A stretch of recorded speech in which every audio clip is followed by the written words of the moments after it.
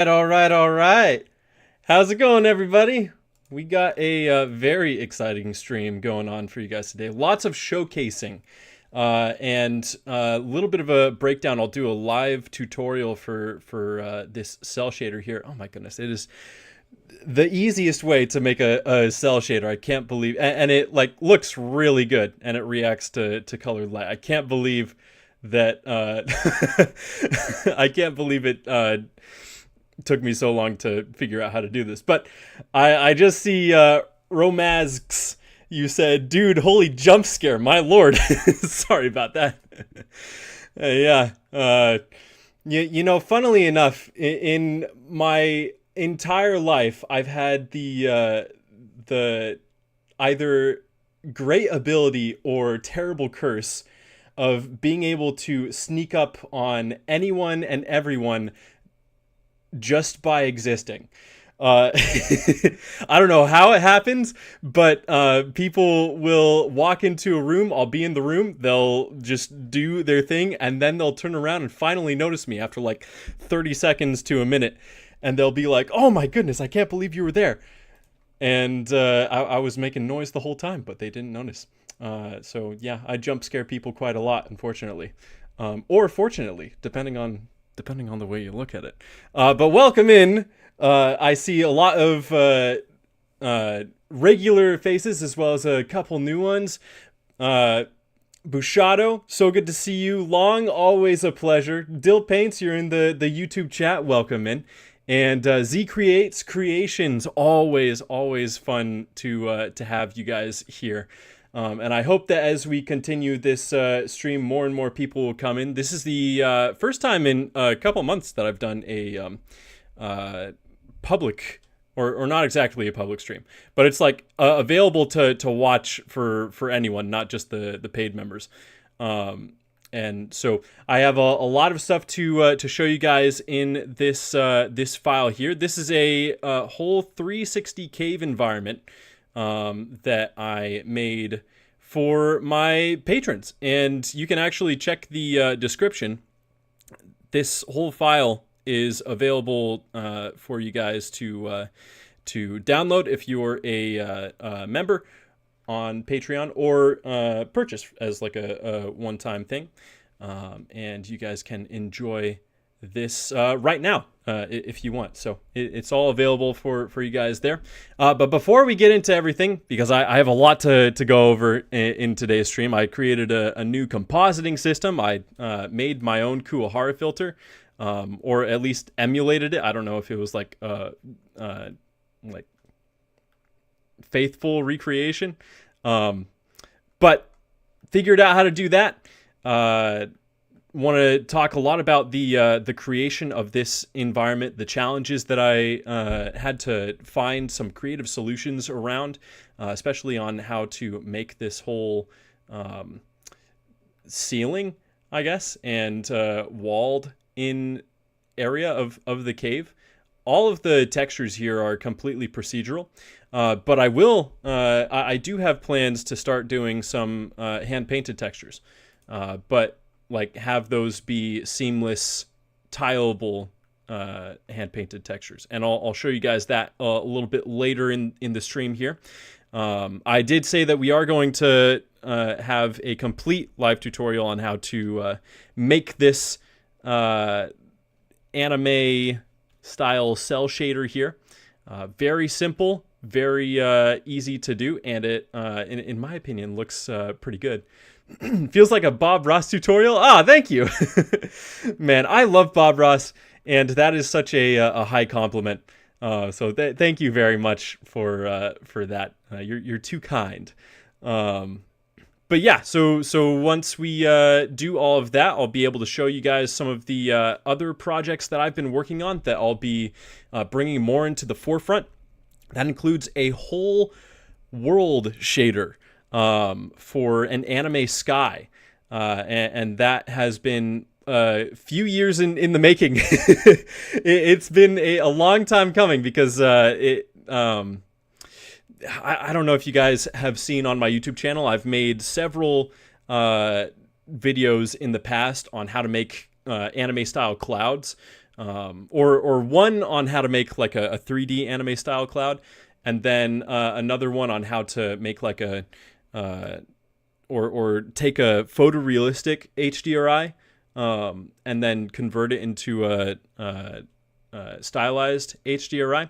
Well, I figured out the ultimate way to make an anime style sky, and I'll be very excited to share with you guys that today. Z Creates, you said, oh, you have the same ability to sneak up on people, but technically they like sneak up on you, but them? Yeah. I don't know. You'll have to tell me how you feel about that, because it's kind of like it's funny a little bit, but it like I almost give people heart attacks, especially my grandma, who will ask me to like help her do something, and then I'll follow her, and then she'll turn around and then see that I'm like right behind her, and then she'll freak out that I'm actually there. Yeah, not grandma, no. Yeah, fun stuff. You said I'm just very quiet, so no one notices I'm there, even if I've been there for a while. Yeah, it's the weirdest thing, and I'll clear my throat to let people know that I'm like in the room. And this happens most often with my parents. I rent out my old room at my parents' house. I'll actually be talking about that a little bit later in the stream. But I rent out my old room, and so I'm around my parents like so often. I would assume that they would know like me and the sounds that I make when I'm in a room or whatever. But apparently they don't, and to this day I still after 20 something, me in my mid-20s, they still get jump scared whenever they enter the room and I'm there. Very weird, kind of off tangent, but that's like a fun little I guess me lore for you guys. And it sounds like Z Creates, you have the same special ability, the same skill or ultimate in your arsenal, I guess. Long, you said, will be left behind real quick when he starts jumping from one to another. Don't worry, my friend. Because in this stream, I'm going to be mainly doing showcases. I'm only going to be doing one live tutorial, and that'll be very simple. In the next stream, and that'll be a paid one, I'll be breaking down a lot of the techniques on how I got this procedural rock wall texture. I think it looks pretty nice, all things considered. So I'll be excited to go over that. I want to take my time with a lot of this stuff, but yeah, we got some exciting things to look forward to here. But welcome in, Eternal. So happy to have you here. I love the community we have here. You guys are always such a fun squad to stream to, and always very blessed to have you in here to stream to. But I think that's a good overview. Other than the fact that at the end of this stream, if we have some time, we might play some Helldivers together. I really liked, in the last stream I did, I really liked being able to hang out with you guys and just talk and like hear your thoughts on stuff and whatnot. And so I figured that I could save a little bit of time at the end of the stream to play a video game, play some Helldivers too, and have some fun there. So I think that would be a lot of fun to do with you guys, and all of that we have to look forward to today. But first, before we get started, I just want to, this is something that I've done in a lot of the more recent streams, and something that I want to keep as a staple of the Comfee mug, and that's just to pray over the stream, pray for you guys, that God will bless you with all sorts of creativity and insight into your own projects, and how to make them the best that they can be and then for me to, as I say all the time, remember everything that I need to go over for the stream, because I forget quite a bit. But with all that, I'll just pray us up really quick, and then we will get into the main course of the stream. But Lord Jesus, thank you so much for giving us all the ability to create as an emulation and a representation of the first creation that you did to create the whole world, the universe, and us. Thank you for the ability to express our own creativity through our art, and be able to continue to learn and grow our skills. I ask that in this stream, you will inspire my audience, give them an excitement if they have been feeling burnt out or uninspired. Please give them back an excitement for their art, for their projects.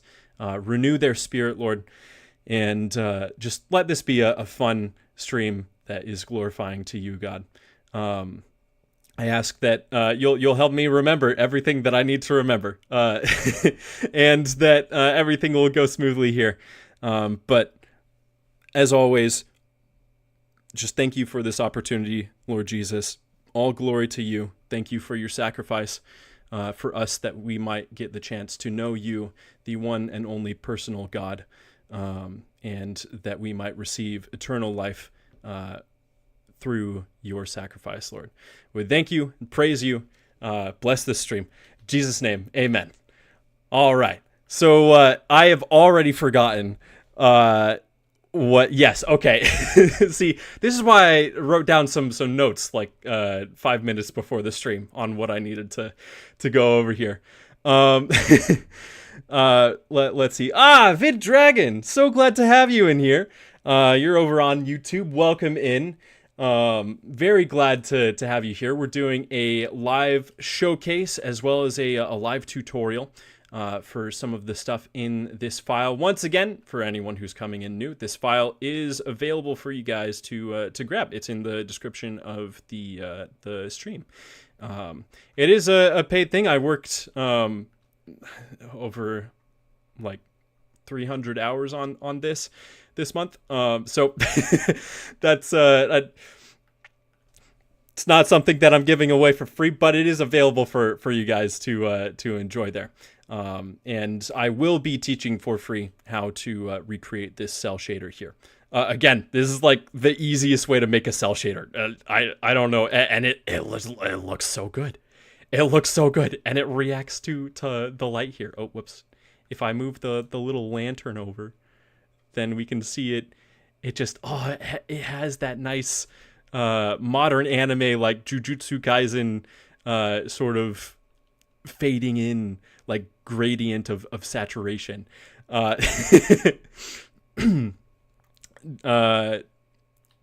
Romax. I'm gonna have to call you something that's a little bit easier for me to pronounce. I'm sorry. Is Max all right?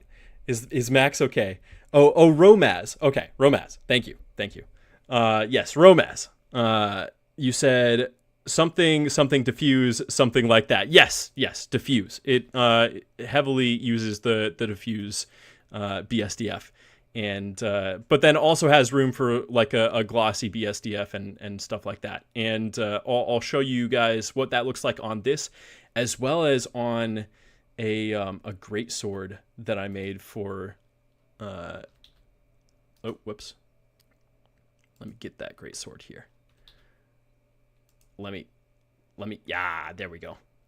I made this little this great sword here for last month's Patreon asset pack, but I didn't have cell shaders on it. I had it more like the paint release style, so I just wanted to put some this new cell shader on it to see what it would look like, and I think it turned out like really well.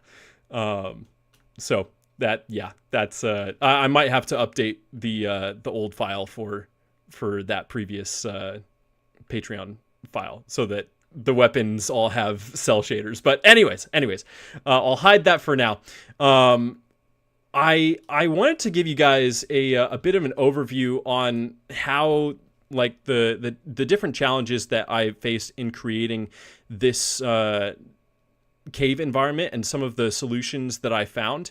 Originally, I was trying to come up with a way to make this whole cave wall and ceiling out of like individual pieces, and I'll show you what I mean right here if I can find it. I posted a picture of it on YouTube on the community page. That's the original cave pillar. I need the cave wall piece. Cave wall block. Okay. Yeah. So we'll move out a little bit. Oh. Here we go. And we can look at it with this. So originally I had made this sort of like blocked cave wall, and I was going to have a lot of like individual pieces, but the more I was adding like these pieces around the sides of the cave, the more the quality just tanked, meaning that like it was very choppy moving around the viewport, not nearly this smooth. And so like having, and these aren't like super low poly either. And I was trying to figure out a way to like decimate them and get them down to just the bare bones. I'll show you one of the solutions that I found for this, but you can see how I was trying to model in a lot of the detail here, like the different crags and bumps of the rocks, out juds and whatnot. But I found a solution for creating all of that detail completely procedurally without needing to have so much of the outjutting and vertices there. So the amount of vertices that are in this one rock formation, this one wall rock, is the same amount of vertices that, or very similar amount, I believe. Oh wait, no, it's this is double, but that the whole ceiling and walls of this cave are just over or just under double the amount of vertices that it is for that one cave wall piece. And I think it turned out pretty nice. I'm not going to lie. And the vast majority of the detail that you see is procedural. So I'll zoom in. I'll just focus on one of these crystals here and zoom in there. So I'll zoom in here, and you can see how with this piece, I guess, the wall itself, the amount of detail that is being like extruded and protruding from the actual mesh itself is pretty low. Still probably a little bit more polydense than it needs to be. This used to, in order to get the displacement, and I'll go over that displacement in a minute here, I needed to have a ton of vertices, and then decimate it down to what it is now. But with the shader, it adds so much more of those little breaks in the rock and the crags. I like the word crag. It's my new favorite word for the month. But it adds a lot more of the like outjutting detail and that shadow detail that you would typically see in a higher poly dense model. And it looks pretty nice. Like this is full daylight. There's barely any shadows on this right now. But if I switch this back to the darker aesthetic, then you can see how all of that extra procedural detail really like meshes in well with the actual mesh itself.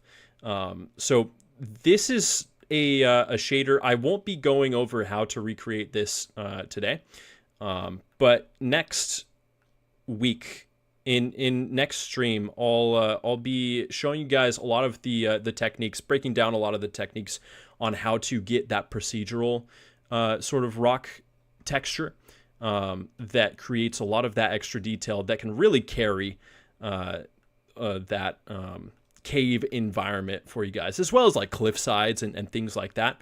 I have some other ideas for shaders and particularly hand-painted tileable textures that I'm working on that I'll show you guys in a minute here.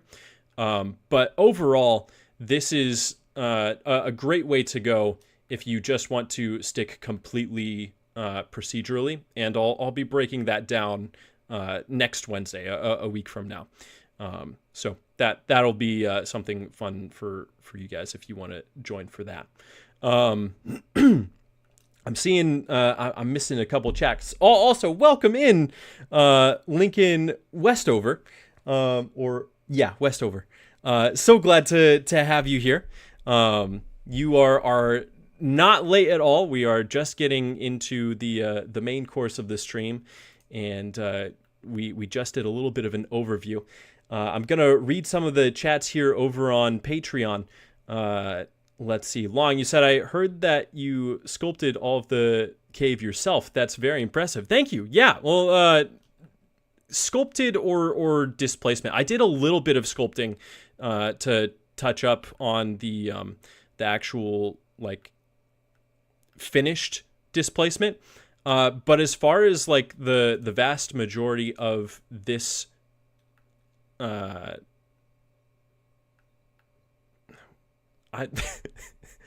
crag, that's the accurate term. The crags for the outjuttings and whatnot for the cave. A lot of that actually came from a hand painted texture that I made that I'll show you guys, and that texture comes in the file for you guys to use. It's very helpful. I'll show you guys a little bit of the way it works in real time, the displacement for that in a second here.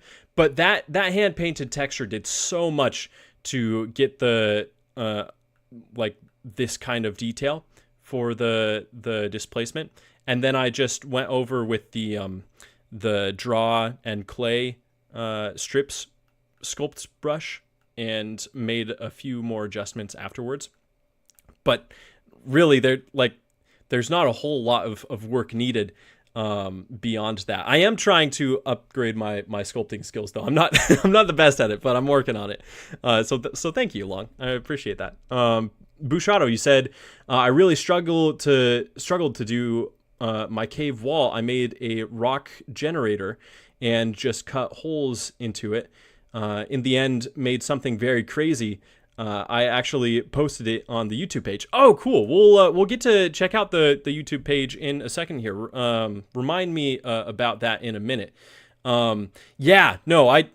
That was one of the biggest challenges for me. I was trying to figure out if I could do a little bit of like a instancing for like having rocks be around like a smoother dome, and just like have a bunch of these like individual rocks coming out, and that didn't work out either.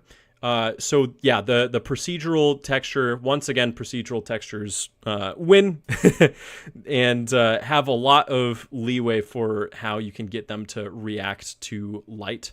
Like if I bring in I'll bring in a point light here. Here it is. And move it up a little bit.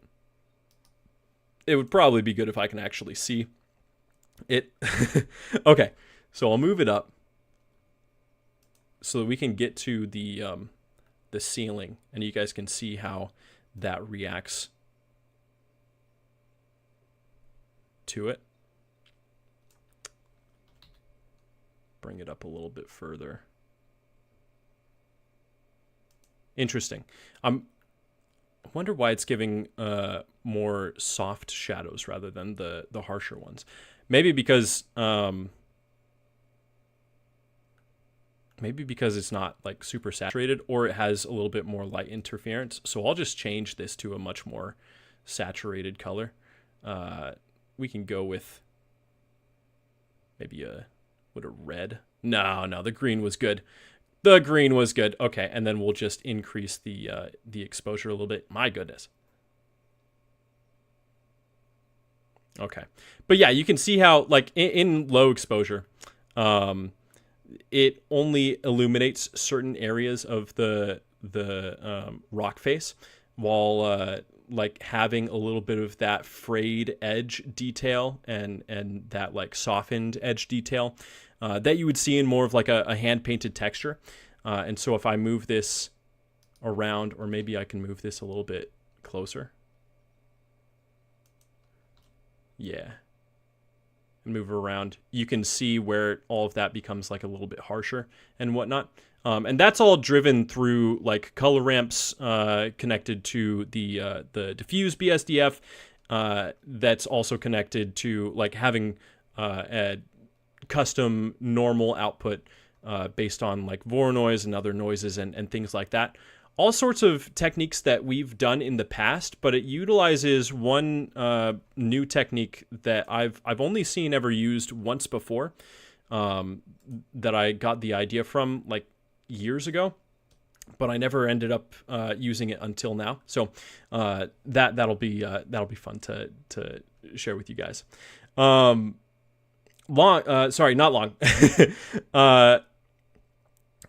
Romaz, that's how you pronounce your name. Okay, Romaz, you said, I have a question regarding the asset pack. If someone purchases or wins an asset pack from you, are people allowed to reuse shaders for their own personal projects with correct credit, of course? Yeah, absolutely. My asset packs, I make my asset packs so that you guys can build out your mainly your shader library, but then also like these modeled assets as well, so that you can have like more environment models and things like that. So yeah, definitely. If you get the smaller versions of this asset pack, because I have smaller versions that like don't come with everything, but they come with a few things. Like one of them comes with just the pickaxe, and another one comes with just the pickaxe, the minecart, and the mine rail with these crystals here as well. Those ones are like for personal use. Unless you win them in a giveaway event, then it's like limited commercial use. And then if you get like the full thing, then you have access to like using it for like limited commercial use. And by limited commercial use, it just means that like you guys can use it commercially. Just credit me, I guess. Although I may be taking that away, because I'm not sure if that's too greedy or not. You guys can tell me what you think about that. But yeah, definitely you'll be able to use this, especially for your personal projects. So feel free to do that. Long, you said, wow, the light reacts with the shader and compositing too. Yeah. And speaking of compositing, I was able to, I made a completely new compositing setup for this pack. And I was able to recreate my own Kuwahara filter that you can kind of see it working a little bit around the edges of this light. I made it into a node group so that it's a little bit easier for you guys to navigate. But if I show you guys here, I'll de-sharpen this a little bit, or all the way, so you can see how my Kuwahara filter is working. It just gives anything that has like light or a glare to it a little bit more of like a broken up, noisy look. And then you can change, if I believe it's, the blur scale. You can change like the size of the noise there, as well as like finer detail. Getting rid of all the detail, you can just get the more blocky version. So yeah, that's something that I want to work on a little bit more, and like develop a little bit more as I continue to make these asset packs. Is creating my own filters now that I know how to do a Kuwahara filter. It's pretty simple once you understand it. But now that I can do that, instead of this just being procedural, because this is a procedural texture that's like creating all of that frayed edge work and whatnot, that like you get that very painterly. If I move in on these crystals over here, you get a very, very stylized edge to all of this, and this could probably be pushed even further because these crystals are even on a different layer. But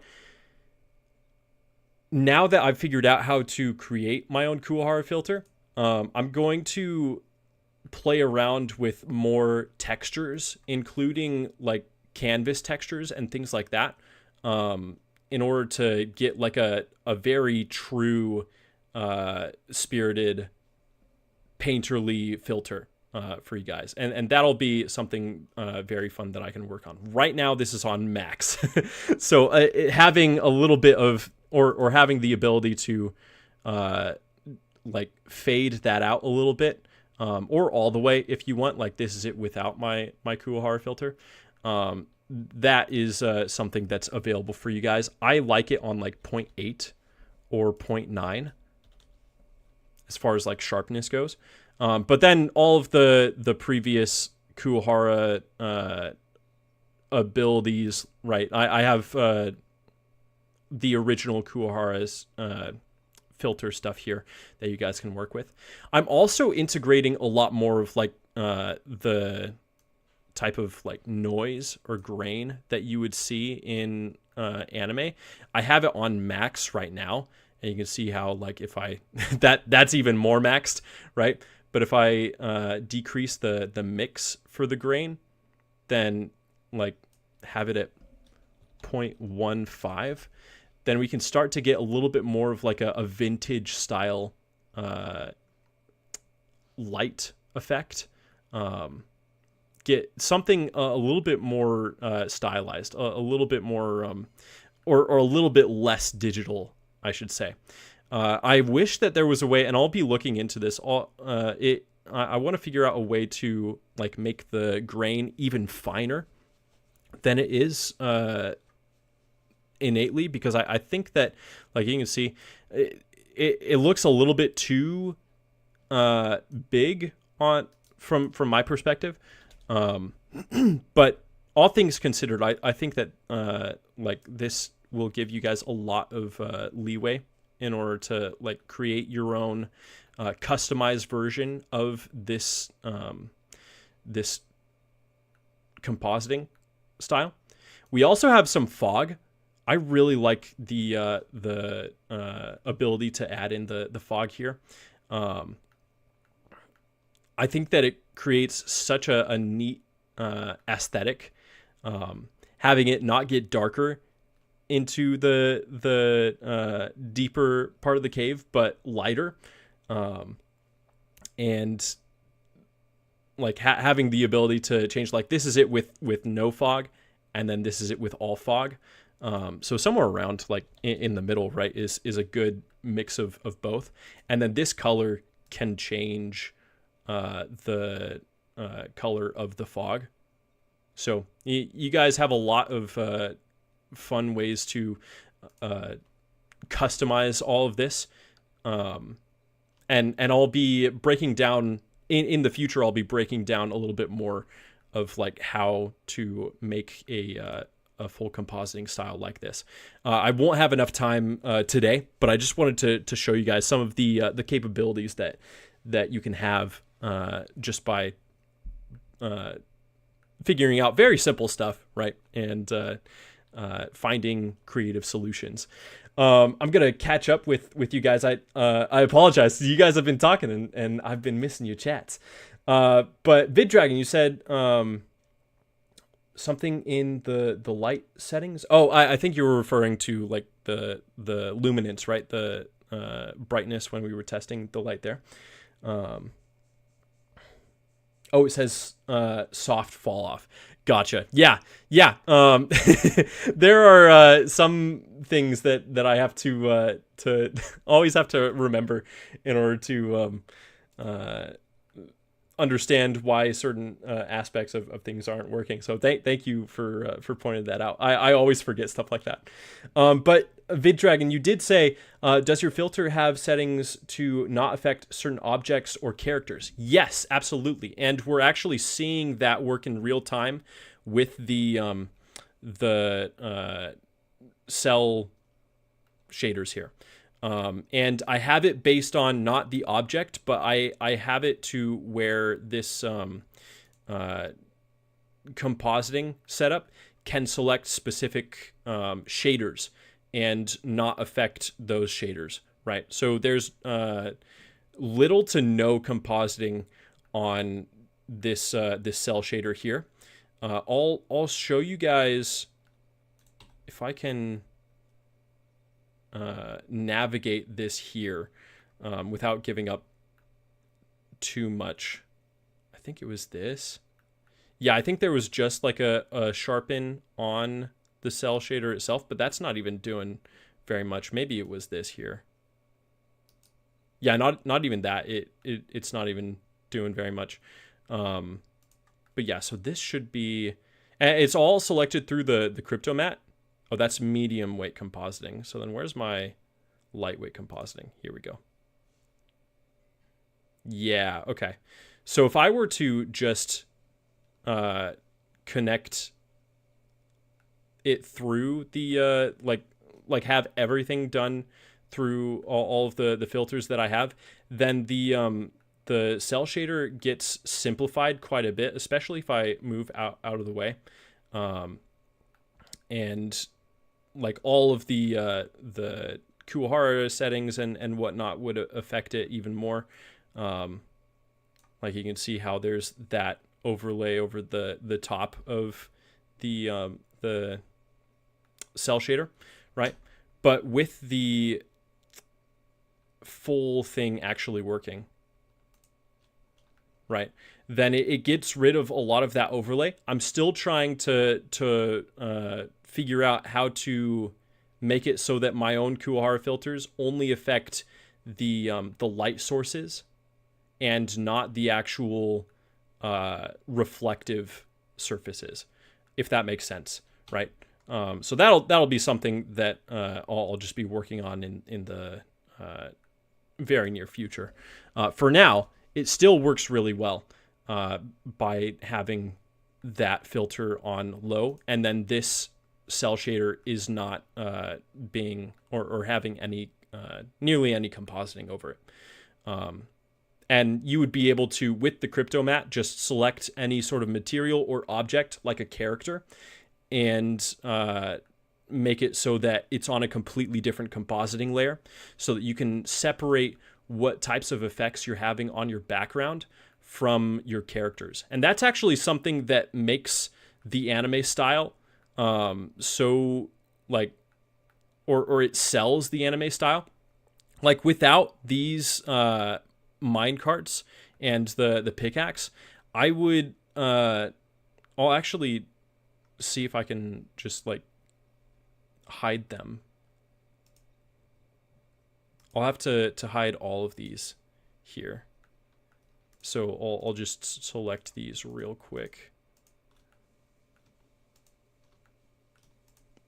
This will be something interesting to show to you guys. And this was always like an idea that I had in my head, thinking that like it's the cell shaded stuff that really, no pun intended, sells the rest of the environment to be in the anime style. So if I hide these, then you can see that like the rest of the environment feels, at least to me, feels less like it's anime, right?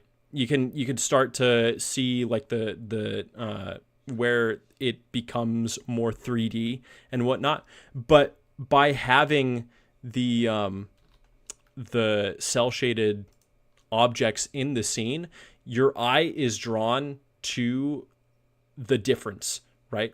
And you're not seeing a difference in like painterly textures but 3D models. You're more so seeing a difference in painterly textures and then cell shaded textures, and that's something that can really just like help make any sort of scene that you have,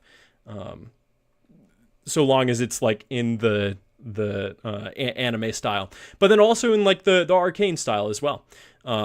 You can have a lot more filters on the background, but much less filters on the characters themselves. VidDragon, you said, yeah, without them, it reminds me of World of Warcraft. Yeah, definitely. And funnily enough, that I was actually looking at a lot of like concept art for World of Warcraft to get this whole environment put together. So great point there. I'm gonna catch up with the Patreon chat here because you guys have been talking quite a lot, and I want to make sure I'm not neglecting you guys here. But Romaz, you said, dude, stop, I'm crying. Or you're gonna cry. All of these packs you make are so beautiful. Thank you so much. I really appreciate that. I put a lot of time into all of these, and I have the problem of like never advertising for them, so I'm gonna try to do that a little bit more. But any amount of appreciation just means so much to me. But you said, and I'm so glad I can use these. I'm actually making a short film of my own. Oh, awesome. Nothing has been announced yet, but you are my biggest lookup for it. Really appreciate that, man. And as I continue, I'll be sharing some of my plans for the future of the Comfee Mug channel a little bit later on in this stream, but I'm going to be shifting a little bit of the content to be more animated content and entertainment content rather than tutorial based content. And I'll get into the reasons why. I'll probably do more like live streamed tutorials for people who are interested in that. But then like in order to actually make it on YouTube, my content needs to appeal to like an audience that wants to be more entertained rather than just like looking to learn. And that's like a hard reality that I have to face because I want to just teach how to make this stuff, and then work on my short film. But I'm realizing that like I can't make it on YouTube, and the Comfee Mug itself might die if I don't focus heavily on like the more entertaining and inspiring side. So if you've seen content like Corridor Crew and whatnot, I'll probably be leaning more towards like entertainment value while still having like some good insights in that. But we'll see. I'll get into a little bit more of that later on. I do really appreciate how much you guys have supported my channel, and how much you love the tutorial type content here. That means so much because it's what I like started this channel for, is to just teach you guys and give you guys the tools to create. And so that won't be going away. I'll just be focusing a little bit more on the entertainment side, if that makes sense, while still having like tutorial type content, more so in the live stream space. But let's see, what else did you guys say? Oh yeah, I'd love to watch your short film. Absolutely, Romaz. It's so cool. Bushato's working on his own animated series, and there's another guy in here. I don't know if he's in the chat right now, but Kevin Park is working on his own animated series. A lot of people in this audience are creating their own animations and short films, and so like we're a community of animators, which I love, and would absolutely love to support you guys. I'll share a little bit more a little bit later in the stream after I show the rest of this stuff here. I'll share some like, I guess, a call to action to ask for more of your support here, and a lot of the rewards for that type of stuff, because I'll be bringing back the Comfy Mug Discord channel as a reward for more support, and so hopefully within the next like few months or so, we'll be able to do that, and then I'll have like a whole space where people can post their own animated shorts and series stuff and whatnot in this community, just so that we can all like support each other, because that's I would love to do that. So absolutely, I'm excited to check out your animated short, man. That sounds awesome. Long, you said, I see the file you share have anime stone variation material included. Is that what you're using for the cave wall? No. So the cave wall, I'll bring this over. I'm not going to show. This is a massive shader. Actually, I'll show you guys just like further away. This is the whole cave wall shader, and it's called Anime Stone Crag Walls. I love the word crag. It reminds me so much of Elden Ring, with the crag blade spell thing and whatnot. But yeah, so Anime Stone Crag Walls is the shader for the actual like these stone walls, and then what you're probably seeing for you said anime stone variation material. I wonder if that, like, because I don't think I ended up using. Oh wait. It may be one of these. No. Then maybe. No, it's not that. That's for the floor.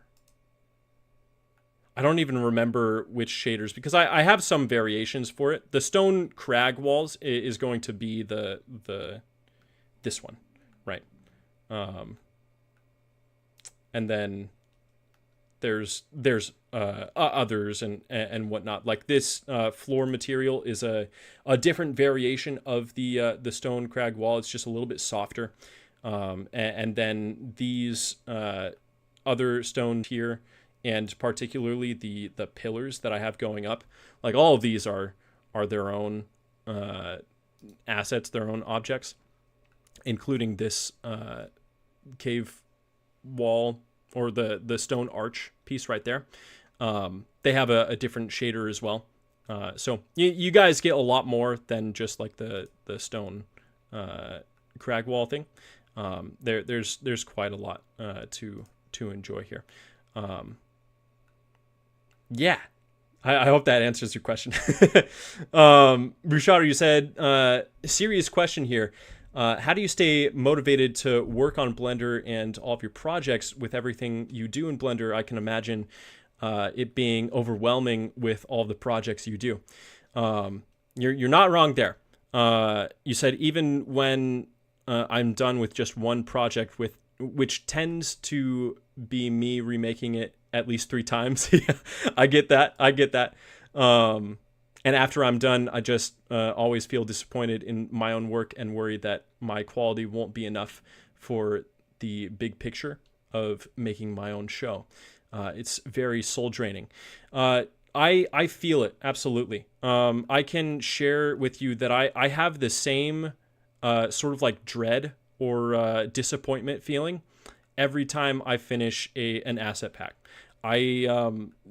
It's like a level of insecurity, I guess, where I'll be working on it towards the end, right? And I'll think that it's like pretty good as I'm finishing it, but then I'll be like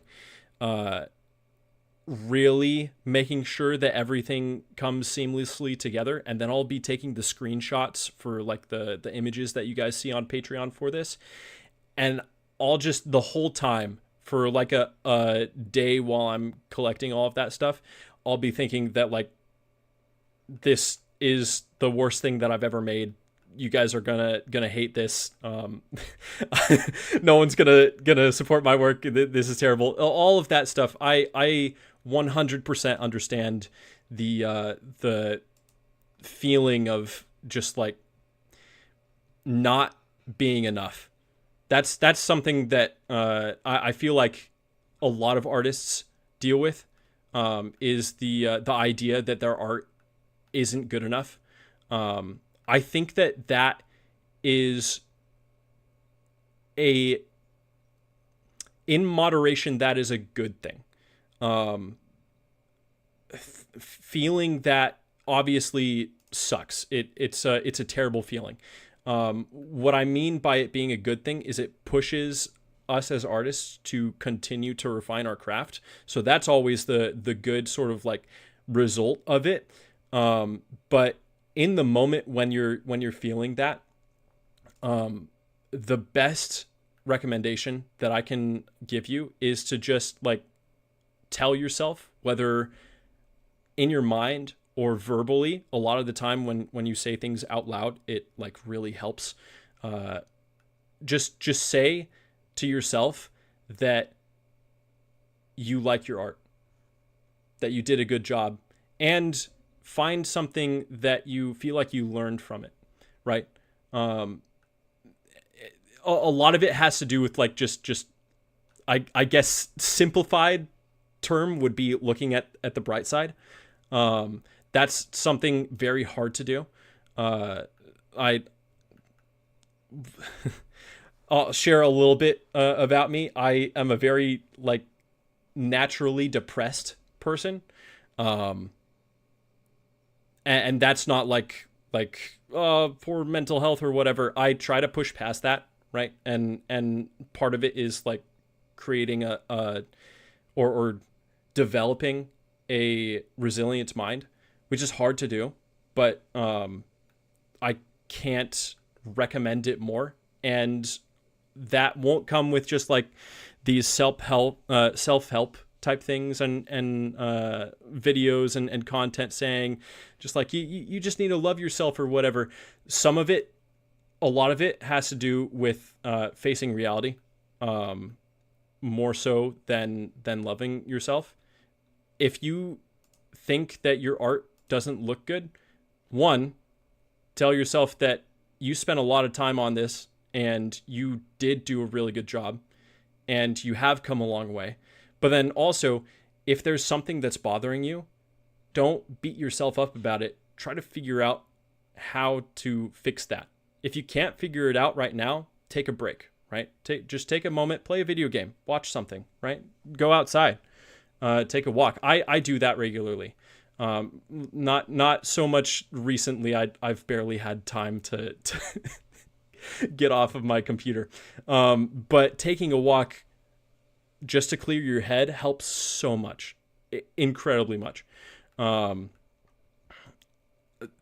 of the biggest things for me is to just like my faith is a very big, like the biggest part of my life, right? I have God, I have Jesus to thank for everything in my life. I wouldn't be here if it weren't for Jesus renewing my mind. Just had a lot of really dark stuff going on before I started the Comfee mug, and all of that to say is that just thanking God. There's something about being thankful, feeling gratitude, or even just saying thank you, even if you don't feel it. Like at the beginning of my stream, I say thank you so much for the opportunity to grow our skills, right? To learn and to create art, even if it's not like the best, right? And there are plenty of projects that I don't show you guys that like I failed. Like it's a fact. I failed at that project, but I'll backtrack a little bit. I didn't fail. I just found a way that it doesn't work, right? The only way you can fail is if you just completely give up. I'm sure you've heard this before. But if you don't give up, right? I have a video about this. Don't just don't give up. Some days it'll suck, right? But there'll be a lot of days in the future as you continue to just like put in the hard work to thank you for the fires, by the way. There'll be a lot of days in the future if you continue to push yourself past that disappointment and say, okay, I am disappointed. That is a valid feeling, but I'm not going to let that stop me from making something that I can be proud of, right? And you just take that feeling, set it aside, right? Because it's not good to dwell on feelings like that. I know it's very difficult for me to not dwell on feelings like that because I obsess over things. Like I'll get on to like I'll get on to a new show and I literally can't do anything else until I've watched the entire show, even if it's like 8 seasons. It's terrible. And so the same thing sort of goes with emotions, right? I will obsess with feelings that I have. One thing that I absolutely love is a Bible verse. Jesus actually said this, is don't worry about tomorrow because tomorrow has enough, or because today has enough worries for itself. But seek first the kingdom of God and his glory, and all of these things that you are worried about will be added to you. That is a promise that Jesus makes. And like he was talking about like food and money and whatnot in that moment, but it also extends to like feelings of disappointment in your own art. If you give that feeling to God, let him carry it for you, and then just keep moving forward, then you'll be able to completely not change your art. You'll be able to create more and better things, so long as you continue to work, even if it's difficult. For these asset packs, at the final week, I'll have like 7 more days that I need to work on this, that I know that I need to work on this in order to complete it.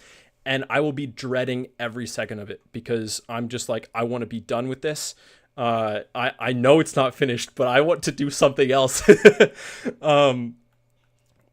But you just push through that, right? And again, that's like, it's something that you have to learn. How to push through that. I have Jesus, right? So I give those, like I pray before every time I sit down to create something. And I just say, God, like whatever I'm feeling right now, could be like I'm feeling stressed out about life. Could be I'm just stressed out about having to work on this project again. God, just give that to you. Give me the insight in order to make something that actually re-inspires me in this project. And it works. It works. And so, yeah, sorry, that was a bit of a tangent. But Bushato, I totally understand what you're saying and what you're feeling. Don't give up, because what you showed me is really good. And I know that in every time that you make something and you feel like it looks terrible and you're just like, you're done with the project, maybe take a little bit of a break, right? That's probably good. Just to clear your head, not have to worry about that feeling, but also understand that even in that instance, you are growing your skills, right? Because you've just learned that, okay, this technique didn't work, right? But maybe there's a portion of it that does. And you can use that to find a new variation, right? Or you can set that off to the side and then try a different version, see if that works, and continue forward. And a lot of this, like lot of the stuff that I make, I like to save in my own asset library. You can see here that like this shader is saved. I don't think that my cell shaders are saved, right? So I'll just right click this and mark it as asset, and it'll be saved to my own asset library. I have if you don't know how to set this up, I have a portion in my Blender for Beginners tutorial at the end on how to set the whole asset library up. But that being able to just drag and drop shaders and objects and whatnot into your scene, any scene, new scene, old scenes, whatever, so that your previous work builds your newer work, right? That is a huge help. And I think if you're not doing that, then it would be very helpful to do, because then you'll be able to start off a project with something in your scene that you're proud of, right? That you're like, this is a finished shader or finished model, and I love it. So yeah, that's I hope that I hope that helps in some way, right? But I believe in you, man, and I know that the rest of this community does, and we're all rooting for you. So don't give up, man. You're doing good things. Long, you said, I sometimes can't imagine how your time schedule looks like for this much output you produce. Funny you asked. I have slept 6 hours in total in the past 2 days. I'm trying to figure out how to sleep more. I'm very tired. And also that has to do with like me obsessing over things, because my mind is constantly going. And like I'll lay down to fall asleep, and my body's really tired, but my mind is still like wide awake, and I'll be laying in my bed for like 2 hours until I'm like, okay, I'm clearly not falling asleep. Let me actually just solve this thing that I'm obsessing over. So, yeah, I'll have to figure out a better schedule. For now, this is what we're working with. I hope you guys like it. Yeah, so fun stuff. Eternal, you said, oh yeah, that reminds me, Comfee, I was gonna offer to give you the model for Arcane Council Room. Oh, dude, that model is so cool. Thank you. You said I made a while back for you to have for Patreon as a bonus pack or something. Really? Oh my goodness, you're very generous. Thank you. You said, I don't know how that would even work with licensing or whatever, but I don't really care about the money. It's more as a thanks. Thank you so much. I don't want to take away any sort of monetary potential that you might have with that, because that thing, if you guys haven't seen it, it's in the community page over on my YouTube channel. That council room looks incredible. So if you want to put it on like Gumroad or something, then you could do that, and I'll just like make a community post or whatever on both YouTube and Patreon. Just say, hey, someone from my community is selling this thing. It's super cool. Go check it out, right? But no, dude, you're a legend. Thank you. It is really cool what you made. Romaz, you said, I hope everyone is also on Blender as this guy speaks. Yeah, I hope so too. Otherwise, this might be a little bit hard to follow. Although I like this will be this stream will be available. This stream will be available for you guys to watch at any point in the future. So, like if you're not on in Blender right now, you can later on. It'll be totally fine. Let's see. I'll catch up with a little bit more of the chats here. Also, welcome in, Demaria. So glad to have you. No worries on being late. You are totally fine. We were just doing a little bit of an inspirational type conversation.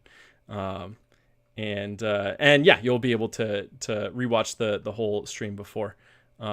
This is probably going to be a little bit later of a stream. I'll I'll likely spend more than just the regular 2 hours on this, just to take my time and enjoy this with you guys here. But yeah, I know that I'm gonna be missing some chats, so I do apologize. Bid Dragon. Oh wait, no. The flesh that hates. Welcome in. I remember you, and I'm so glad that you're here once again. You said I activated notification for your stream, but YouTube didn't notify anything. This site sucks. Yeah, I'm sorry about that.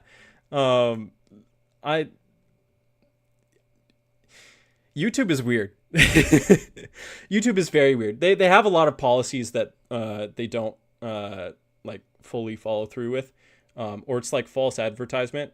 Like for the paid memberships over on YouTube, I may actually be discontinuing like the ability to join on YouTube, and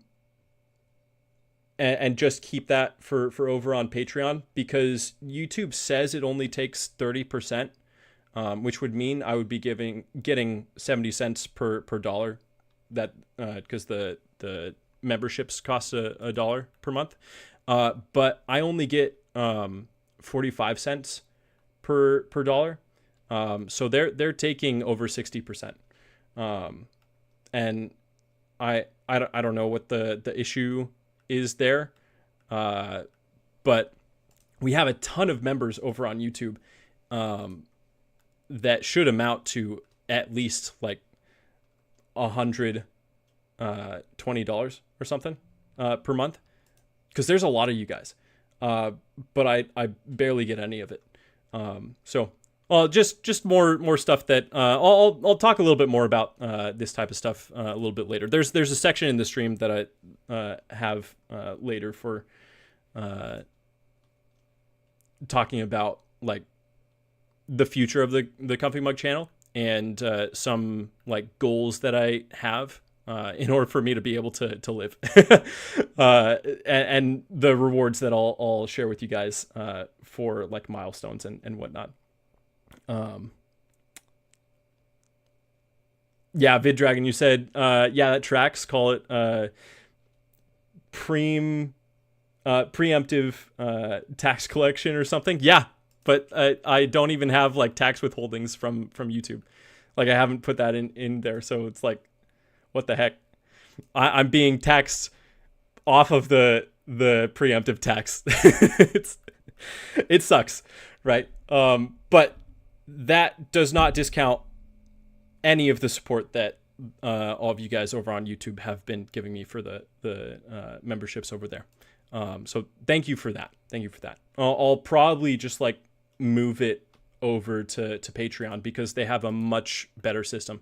They only take 10% of the money that you guys pay me. So I make 90%, and so that would be a lot better of a system. I tried to enable like YouTube memberships just to see if that would bring in a little bit more people, but I think that it's like more bang for your buck over on Patreon.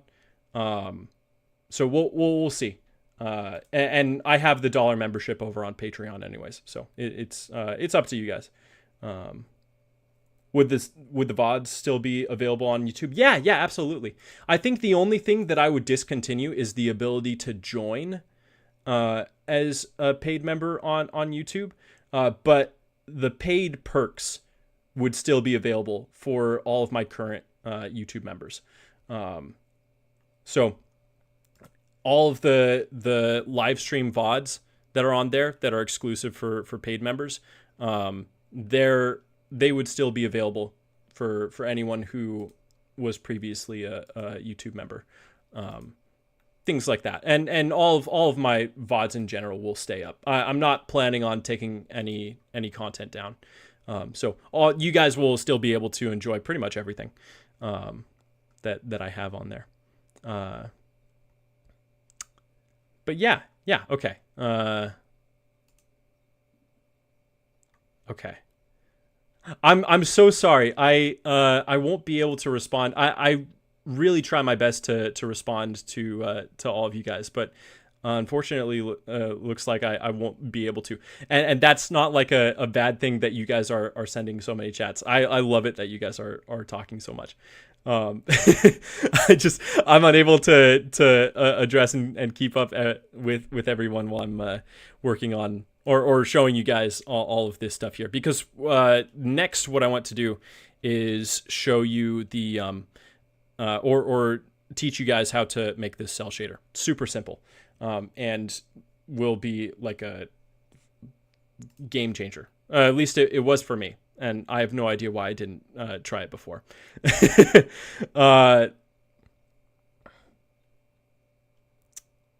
Long, you said sounds like the VODs will be public on YouTube. All of the VODs that are like not the paid ones, right? Because I have quite a few of those. Those will stay as like unlisted, but in a public playlist. I have them as unlisted because it tanks YouTube's analytics. It tanks my channel's analytics if I have them on public. It makes it so that nobody will ever get to see any of my content for some reason. I don't know why I don't know why YouTube does that. But so I have those on unlisted, and then the paid ones will stay for paid members who are current. And they'll also live on Patreon as well for any new people who want to pay the $1 a month thing. They'll be able to do that on Patreon very, very easily. So yeah. Hello, Nathan. So happy to have you here. We are actually just about to get into the anime cell shader, new anime cell shader live tutorial phase of this. And this is something that when I was making this whole asset pack, or environment, I should say, because it's not exactly an asset pack. it's a big environment for Patreon. As I was making it, I was realizing, okay, I do want to put some pieces in here that look like they would be animated, right, in the cell shaded style. And so I drag and dropped my latest cell shader from my latest cell shader tutorials from like a year ago onto these models, and it just looked terrible. I don't know if like with the new versions of Blender things change or whatnot, or if that's just how it looked originally. I tried to stress test that cell shader quite a lot in order to make it like work as best as possible, but they just looked terrible. So I decided, okay, I need to make a new cell shader. How do I do this? Also, thank you so much for joining, Bushato. So glad to have been able to talk with you. You'll be able to catch up on the rest of this stream when you have the time, once it's available as a full recording. So thank you so much for joining. Best of luck. I'll be praying for your short film, and that you find the motivation and the joy, the inspiration of creating once again.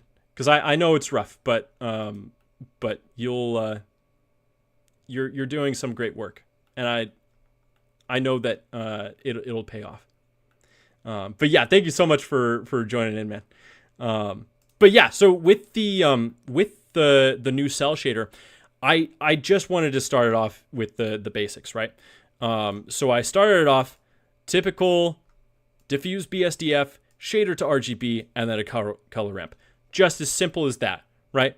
And then I figured, like, okay, in the rest of my like more painterly style shaders, right?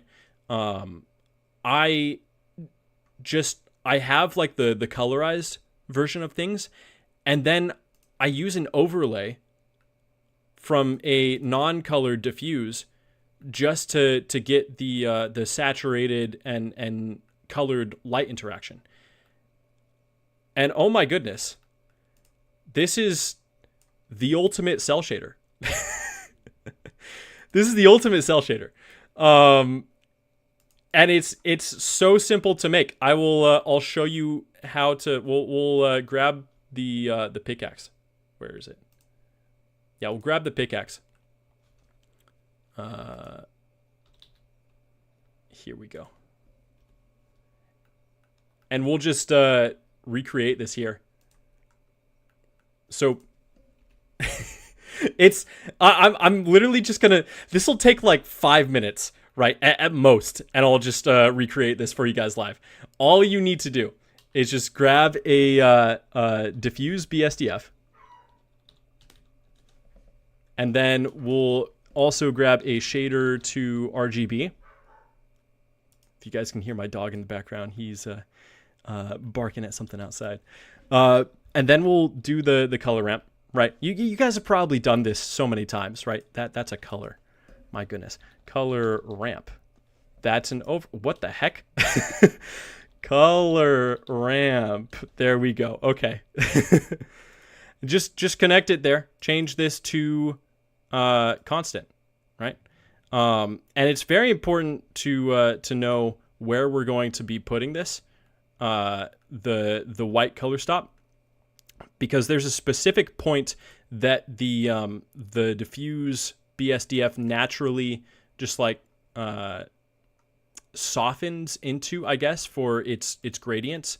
But we'll just leave this here for now, right? And then from here, I'll just add that overlay. Connect it right there. And then we'll just duplicate this, bring it down. I'll move the rest of this out of the way. Pardon me. So we'll just duplicate the diffuse BSDF, and then from here I'm just gonna select the diffuse and press Control T to give us. We don't need the image texture node there. We just need the texture coordinate and mapping node, and we want to. We'll just copy the overlay, bring it over in between our mapping and texture coordinate nodes, and we'll connect the normal to the A input and the object to the B input. And then from there, we'll just need to add a vector transform node. Set that right here. We'll connect these just like that, right? So that's the connection that's going to go into the overlay. And then we'll change the top convert from world to object, and then the convert to world. That just allows us to rotate the object without the light locking in the direction that the object was, like, its origin was facing, if that makes sense. It allows us to rotate objects, and the light will naturally just like rotate around. And so then we'll just connect the shader to RGB to that overlay, and it's loading right now. Okay, cool. So now we can see that, like, we have, if I increase the overlay, oh wait, I don't have any saturation on this, and it's just black and white, so there's not going to be anything there. So now we just needed to color pick what colors these are going to be. I'm just going to do a very light tan, and I'm just eyeballing these, right? Don't have a specific type of color that I want.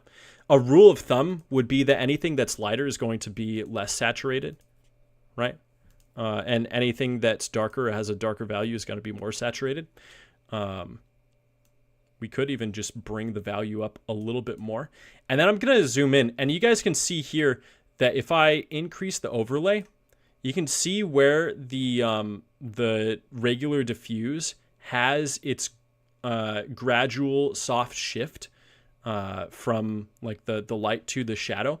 And we're just going to try to put our cell shader line right where that starts. Probably at like 0.05.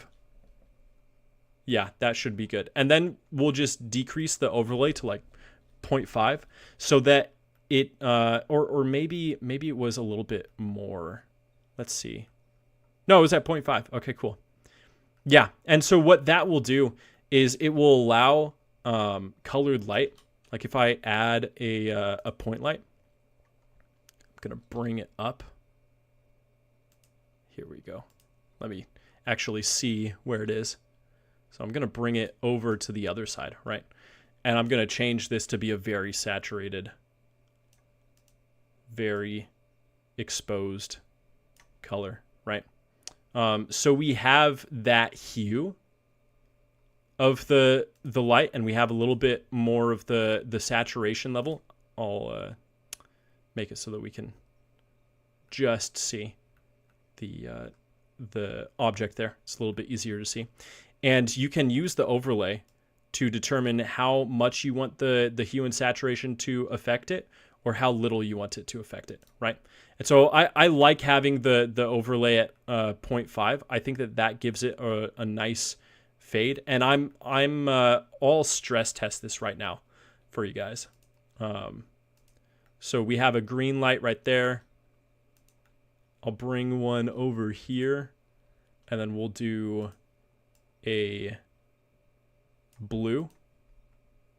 And you guys can see it's not like a very strange shift, right? It still has the cell shaded dynamic shading set up there. And it's shifting between the green and the blue, and the orange of our lantern over here. And so we have something that like can work really well. In a scene, you'll want to be strategic with where and how you place your lights, right?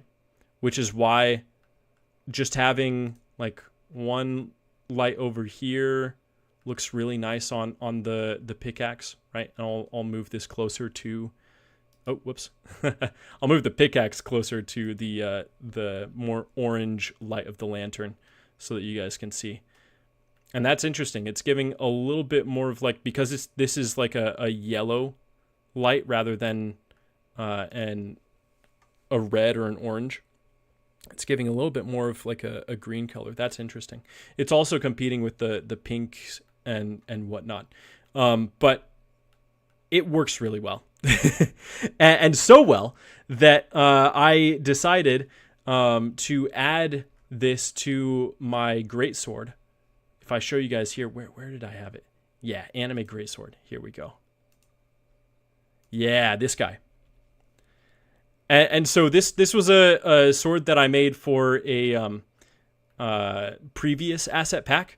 I made quite a few weapons for that asset pack, and I just wanted to test it out to see what it would look like on this sword shader. As like a cell shaded sword. I think it looks so good. I'll just select these two and just push in so that we can see it just reacting to one light, right? I think this looks really great. I'm not gonna lie. And then all of these are like able to be changed if you wanted a different color for maybe the where is it? Yeah, the core. Maybe we could get like a yellow might look really nice for that crystallized core there, and that can be emissive if we want it to be, and then we can change probably like the like this color here. I'll just add a hue saturation value node in front. Might take a little bit to load here. Give it a second. There we go. Okay. And now I'll just change the hue of the hilt maybe to be more of like a royal red.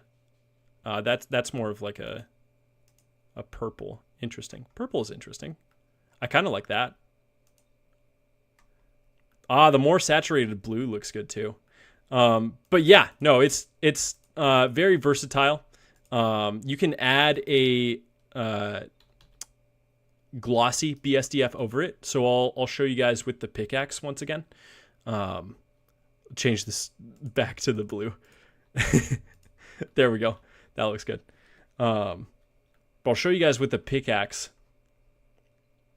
I made a second shader for that, or a second type of cell shader. Very simple once again. Bring this over. And you can actually see it on the minecart as well for the railing there. They both have, whoops, I'll move this forward, maybe. Right there. There we go. And then I'm going to do a thing that my one of my audience members told me how to do, is shift control. And it makes the scene go in full. It's a little bit more choppy because it's showing more right now. But basically, I just added a glossy BSDF over the top of it there, so you can see that working in action.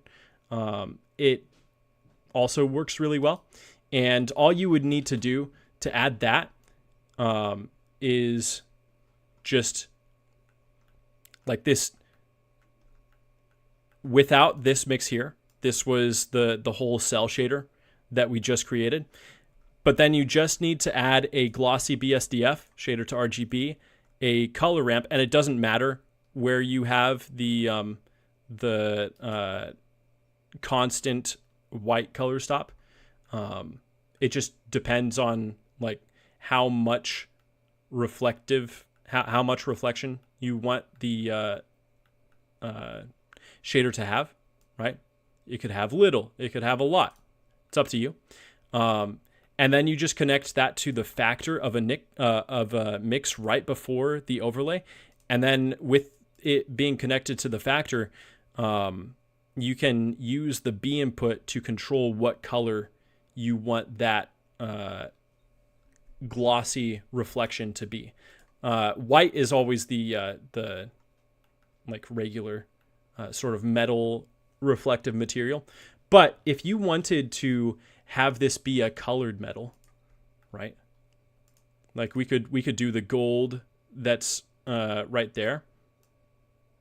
Give this a little bit of a lighter yellow hue, and then bring that darker part up in value and give it more saturation. Now we have a gold anime cell shader, right? And we could give this reflective portion, or this reflective color, just a little bit of saturation towards that yellow hue. And that gives it more of like a soft gold look, right? Rather than a fully polished one. Fully polished, right? Very reflective. More of like I shouldn't say soft. This would be more of like a rough one, because it's not reflecting the white light exactly. It's being like technically bounced around and between the granules and whatnot to make the light absorb the color of the gold there. So yeah, this is a fantastic way of creating a cell shader, and I actually kind of like it now that all of the rest of my minecarts and pickaxes have the gold cell shader instead of the regular iron metal one. That's actually kind of fun there.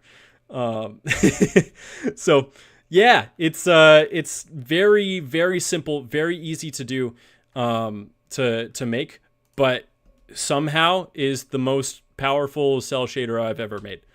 Powerful meaning like it's the most dynamic, stress testable, or stress resilient, I guess. And just a lot of fun to work with. Again, you can make some really cool uh, anime weapons and whatnot with with just using different types of this cell shader. So yeah, that's the tutorial portion of this this stream for you guys. I hope that is something that you guys can use for your own projects. But please also get the full pack. The link is in the description. Shameless plug there. But yeah, no, that's just one thing. Very simple, easy way to add a whole other layer to your scene that once again makes it so that the rest of your scene looks like it's in the anime style. I'm noticing that this actually has shadows. I'm going to enable the shadows. That's another thing.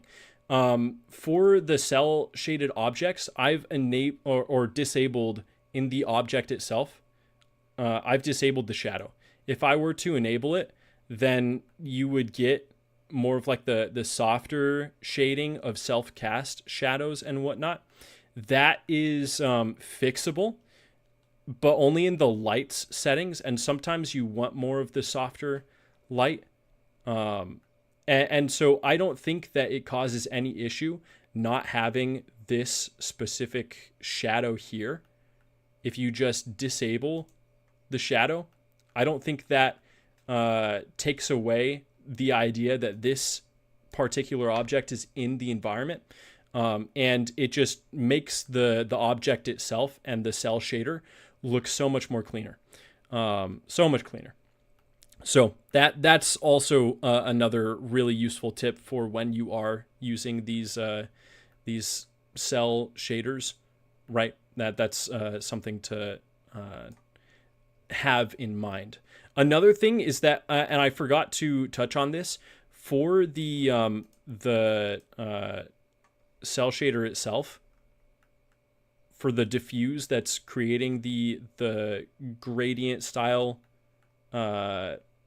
saturation, I have a mix in between here that's mixing between the normal and the object inputs. You can just barely see how that shifts the saturation from being like, from being all the way, having like a very nice sort of gradient, right? To, if I decrease it so that it's only in the normal, you can see where the normal of the actual object itself starts to have the saturation of the light fade before it can reach the next panel, but then it's very saturated on the next panel. And so that looks more 3D than it does 2D. It's a very minor thing, but you can see the difference. If I press Control Z, there we go. And then, right, I'll zoom in. You can see how it has, just being in between the normal and the object output, it has a much softer glow. If I were to go all the way to the object side, then I think it would have a little bit too much of like a gradient there. And it's also very heavily incumbent on where the origin of your object is. Right now, the origin is right underneath where that point is, right? So if I were to move this up, and I'll get rid of the vertices there so that we can just see the object. If I were to move this up, then you can see how, or down, you can see how the origin itself is affecting how this gradient sort of like operates, where it is on the object. But if I decrease this to 0.5 so that it's just the right amount of mix between the normals and the origin point shading, then it keeps much more of that saturation for longer, I would say. And in a little bit more mathematically correct areas, but just, how do I say this? Just the least amount that you would need in order for it to look pretty good while not looking completely 3D. There are probably other stuff that I can do to make these objects look more like drawn than 3D. Probably by creating some like notches in the wood panels and making some irregularities in there. That's probably something that I could have done. But as of right now, this already is on par with like the modern types of anime that you would see, where they are using 3D and they have their own cell shaders for like cars and whatnot. This is like a really good way of emulating that type of thing. And if you're very picky and you do want to have the shader here, or the shadow over here, then you could probably just parent a hidden object to the cart itself, or whatever object you have that is a fake shadow that probably just like would be underneath it directly instead of following the exact light shadow path. Because in anime, especially for characters, you can see this in Jujutsu Kaisen, they don't have like a full shadow that's being cast directly, unless it's like a very cinematic shot. They usually just have one little round dark spot underneath the character that acts as a contact shadow for the ground. So that's just a tip there for you guys. But I guess that's all that there is to know about how to get not just the cell shader working, but an object using the cell shader actually look like really good in your scene. VidDragon, you said, various gacha games do that with hair shadows. Yeah, exactly. It's very simple to do as well. So yeah, it's a fun little thing. And these are simpler to make. And it's important to keep the cell shaded objects simplistic to kind of like emulate the idea of like what would an animation studio have a budget to animate, right? If they were doing this in 2D, right? So just to make it look more like it's actually hand drawn. But yeah, that's the cell shader there for you guys. Romaz, you said, all right, I'm afraid I'm gonna have to go now. No worries. Thank you so much for joining in, man. Very happy to have you. Oh, it's currently 3:37 a.m. Dang, that I hope you get some sleep. I understand the pain of not. So please, my good sir, get some sleep. So glad that you enjoyed the stream, though. Very, very, very glad to have you guys. I'm gonna be doing probably 1 to 2 of these more public streams now that my YouTube analytics have evened out once again, and I figured out what was going wrong with having like doing public streams is because I was having them public and not unlisted. It was just really tanking my analytics for YouTube, meaning that YouTube just wasn't promoting any of my video content for some reason. So now that I've gotten all of that figured out, I'll be doing more of these free live streams for you guys. But I will need your support if you can, in order to keep the channel running. I'll talk a little bit more about that in a second here. But thank you so much, Romaz. I hope that you get to join in for another live stream at some point in the near future. But really appreciate you being here and your contribution. Long, you said hope to see you in the next stream, Romaz. Yes, We do hope, very much so. VidDragon, you said probably due to the push for shorts. It might have been. I think it was more so that like it was judging my live streams. YouTube was judging my live streams and my oh, Long, thank you. You convinced me to support you. Really appreciate it. Thank you. You're already supporting me on both Patreon and YouTube. I can't thank you enough for that.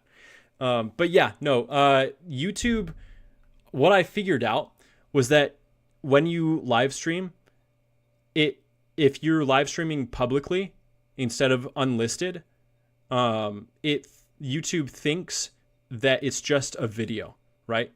And so if you don't get the same amount of views on the live stream's premiere while it's live as a video's amount of views, then it makes the rest of your videos on your channel perform really poorly, because it thinks, okay, your latest video, thinking that the live stream is a video, it says to itself, your latest video was really unpopular based on how many views your other videos got.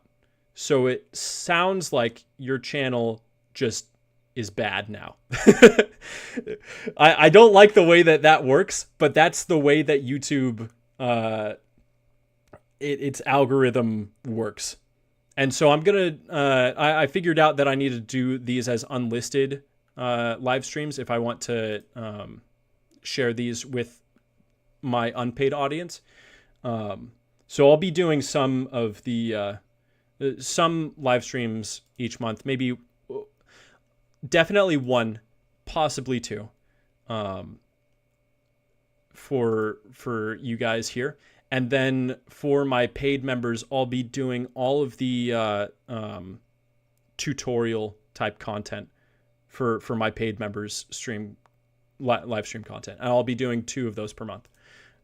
So yeah, it's just how I'm going to be allocating and shifting things around. But I do appreciate you guys and your patience with me as I've been trying to figure things out on YouTube. It's been a learning experience constantly for the past 2 years that this channel has been live, which is crazy to say. I didn't think that this channel would grow as fast as it has.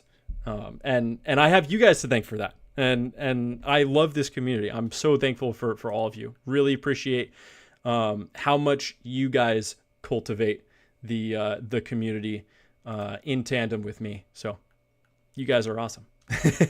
But yeah, so with that, I'm going to shift a little bit more into just showing you guys some of the previous versions, or the original versions, I should say, of this. Do I have time? I don't know. I'll show you guys. So in its original, like its beginning stages of the creation of this anime cave, right? After I had decided that making a lot of individual wall pieces wouldn't work, I settled on creating a dome, and I wanted to see if I could add in, like have the dome already have pillars built into it. It wasn't working with the displacement, the Blender's innate displacement that I was using before. And so I decided to go against having the pillars here and just making my own pillars that you guys can see here, right? These pillars. So these are individual assets, and this one is actually scaled up on the Z-axis. This would be it like regularly, but it's kind of weird to see it like that now. Now that I've been looking at it for so long. But so then I decided that for the dome, I needed to have more displacement, and I'll just bring I'll bring a point light over, a very strong point light. Here we go. because we're going to be in this shaded view, and I need this to be strong enough to illuminate the rest of the cave here. Okay. So I made the dome, and I believe this is a version that, yeah, still has some of the displacement. I was adding the displacement in to the mesh itself, but it didn't look as good as I wanted. And this was actually something like it looks decent, right? It doesn't look like super bad or anything, but it just doesn't have the level of like bumpy detail that I was looking for. And so I ended up going with a, I'll bring our light over so we can see, was this it? Oh no, this was a different one. Okay. No, this was, I tried to save these in portions, right? To show you guys like the stages of the cave's development. But so this was just the modeled version that I had been working on. You can see how. Oh no, it's not just the modeled version. It already had some of the displacement that I had added in there. And so that leads me to show you guys this over here. I'll pull it up. I actually painted a seamless displacement texture for the rocks. And this comes with the asset file. It's available for you guys to use for anything. And I had to make it very soft because the way that the displacement worked.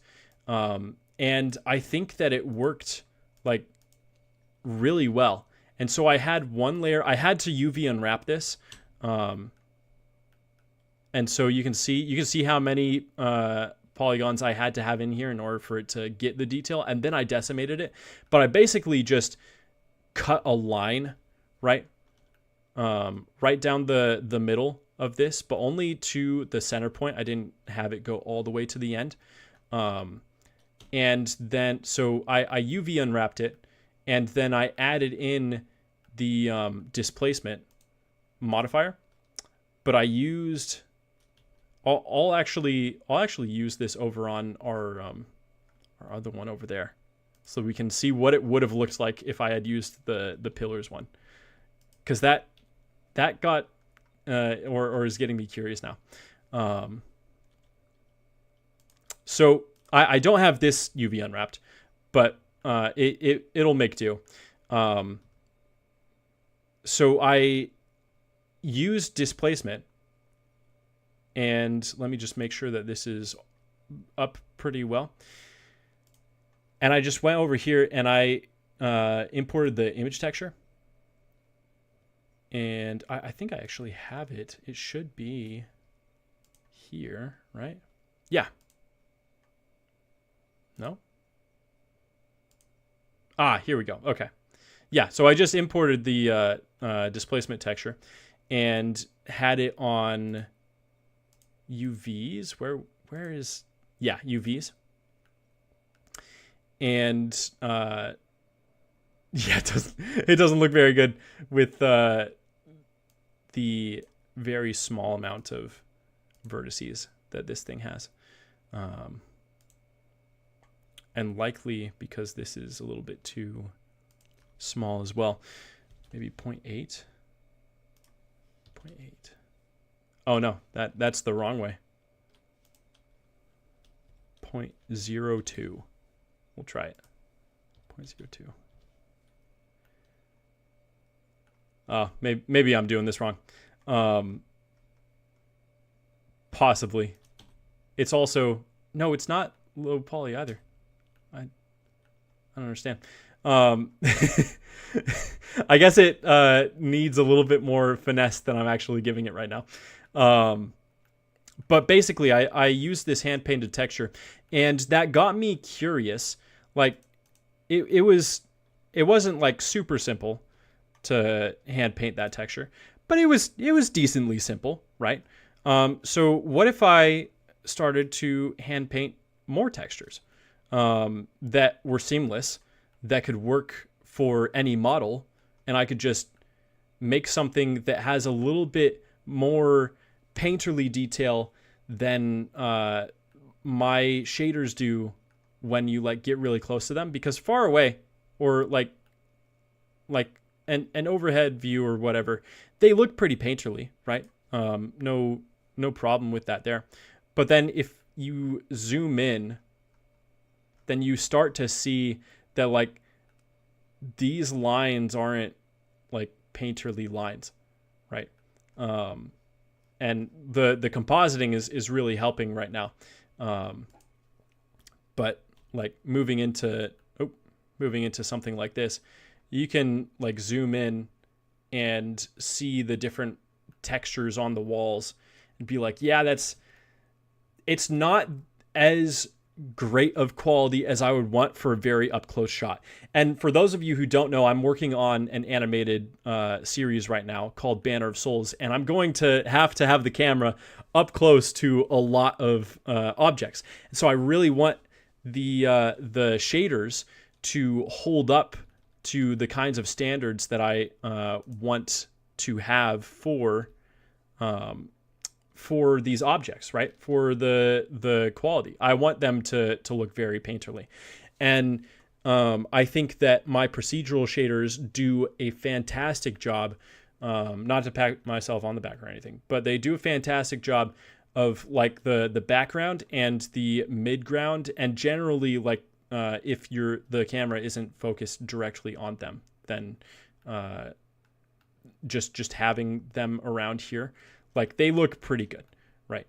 But sometimes the best way to go is to just paint your own textures, right? And I'm not very good at it. I'm definitely not the best at it. I have plenty of room for improvement, but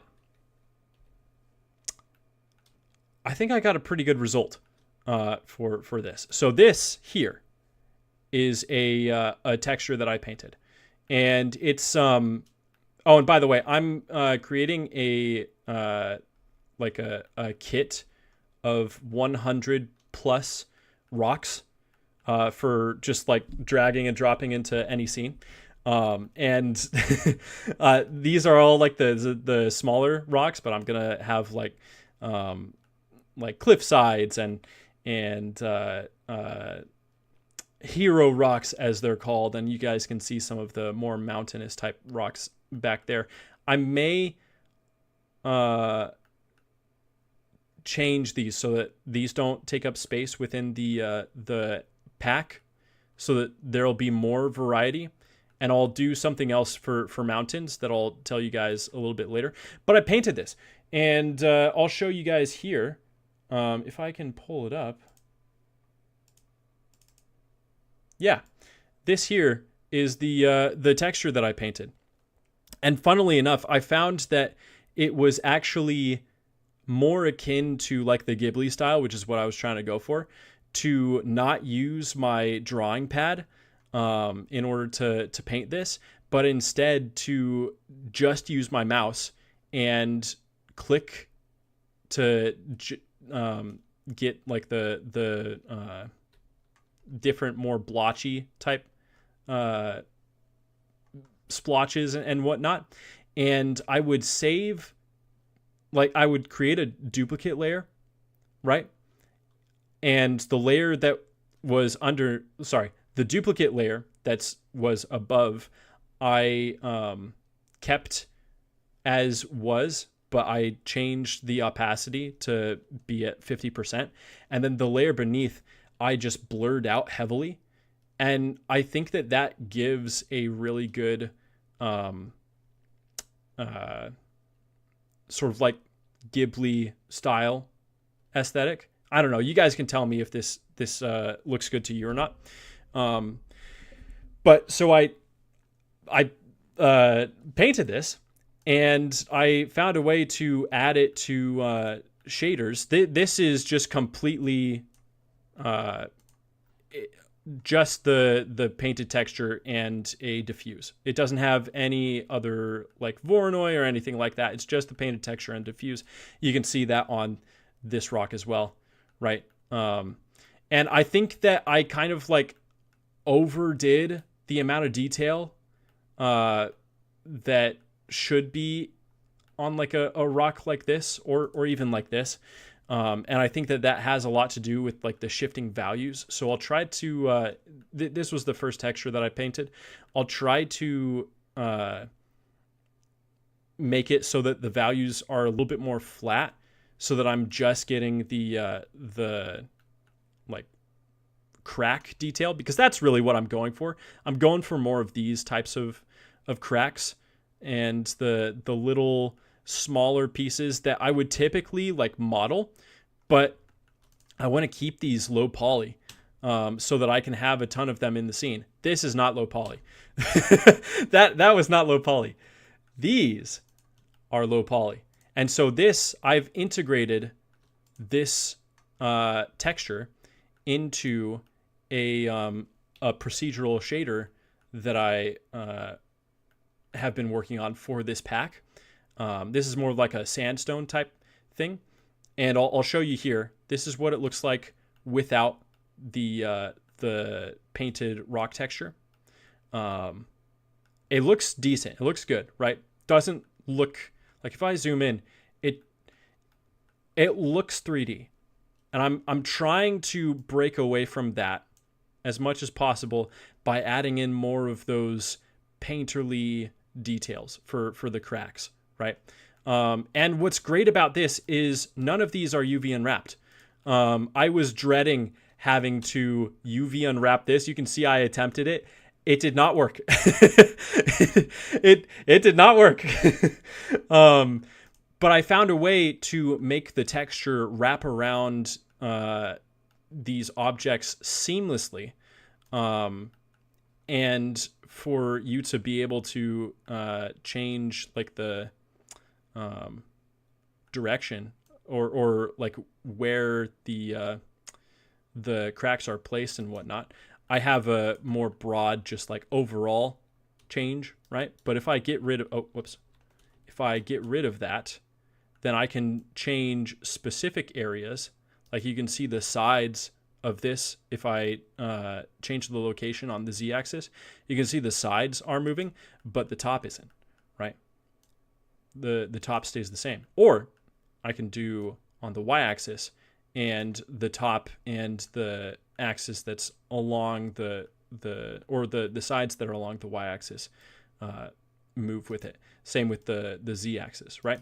And so that's really fun, and it's pretty simple. It's just by changing the image texture to box rather than flat or sphere or anything like that. Just change it to box, and then it has this other cool feature where you can blend it together, right? So this, it'll be a little bit clearer if I show you on the original one. This is it without any blending. So you can see where it's trying to create its own UV unwrapping system without you having to do any work, right? It's just doing it itself. But it has a feature that's better than UV unwrapping in that it just blends those edges together. And you can, this is it at barely any blending, and it works really well. This is it at max blending, and you start to get into like that Skyrim style stone assets and whatnot. But just having this at like 0.1, maybe not even that, maybe at like 0.05. Like there's the seam. You can't even see it. You can barely see it at all. And it works so well.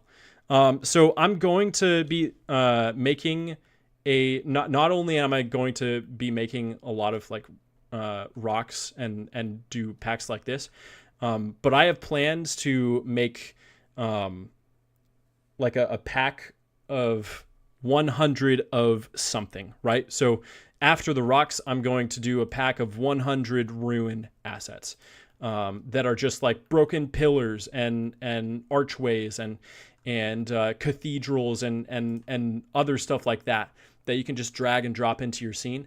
And I'm going to be using these types of like hand painted / procedural hybrid shaders in order to get that sort of a look there that I think it'll really elevate the style that I've been working on, that I've been making here, and just like help make everything look a lot better.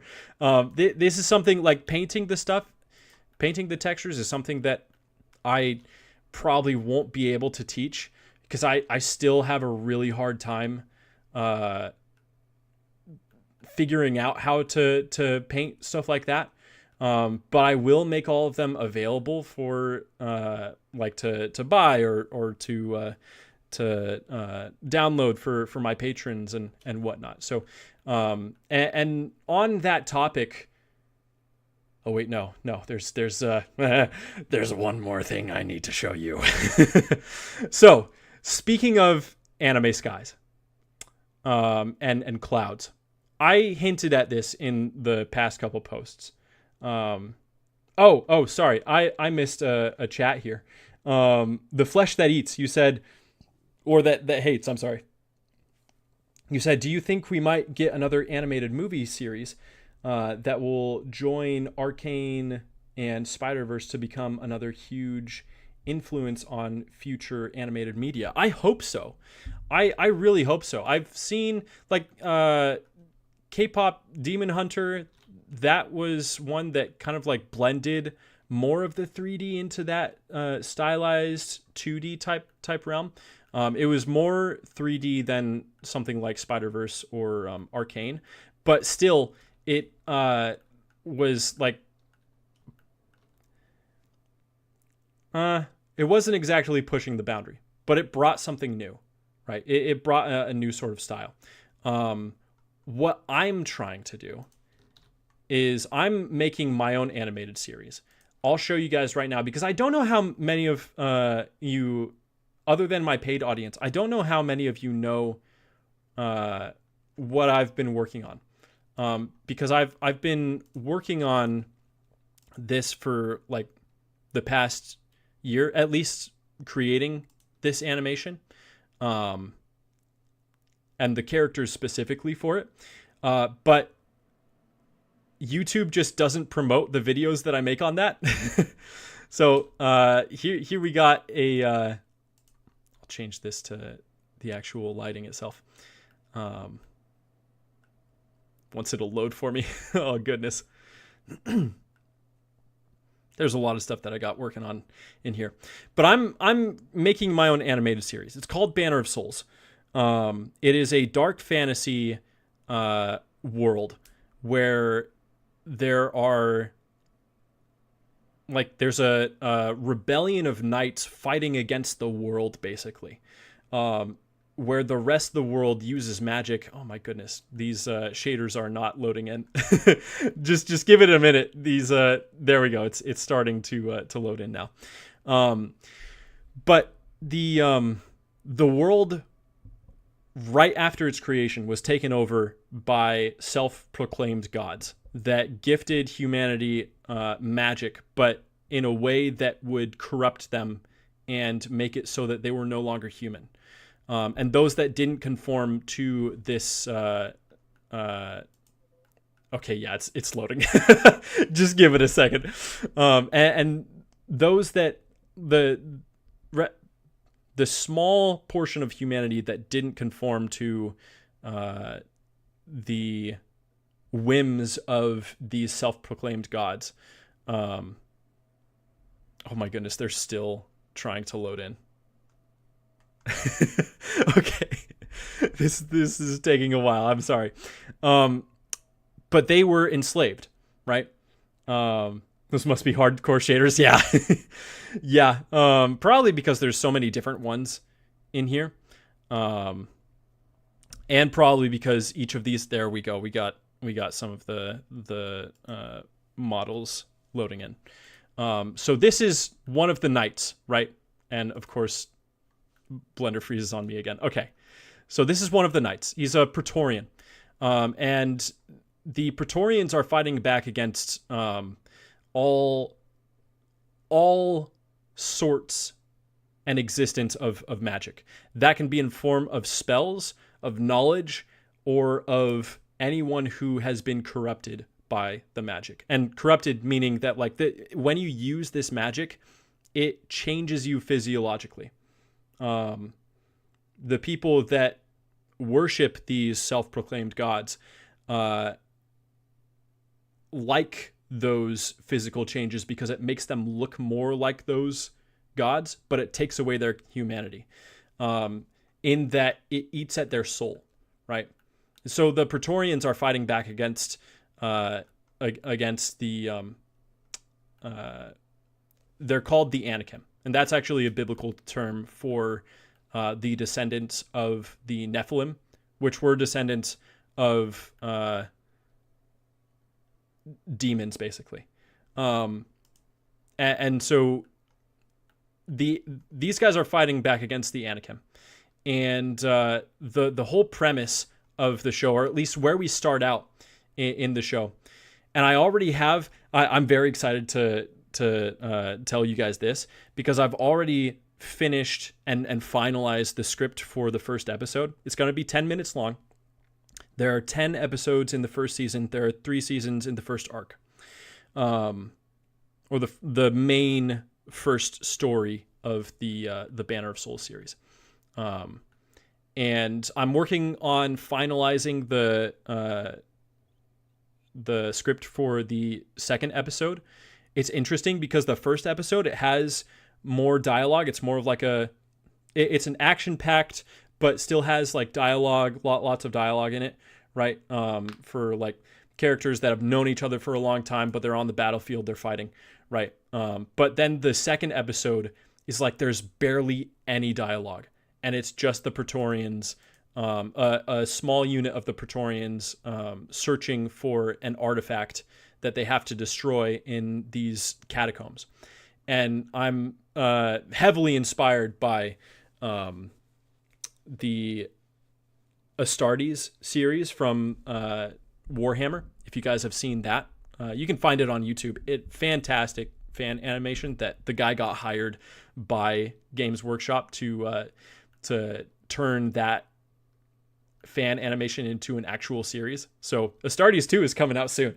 I'm very excited about that. But so anyways, that's the idea.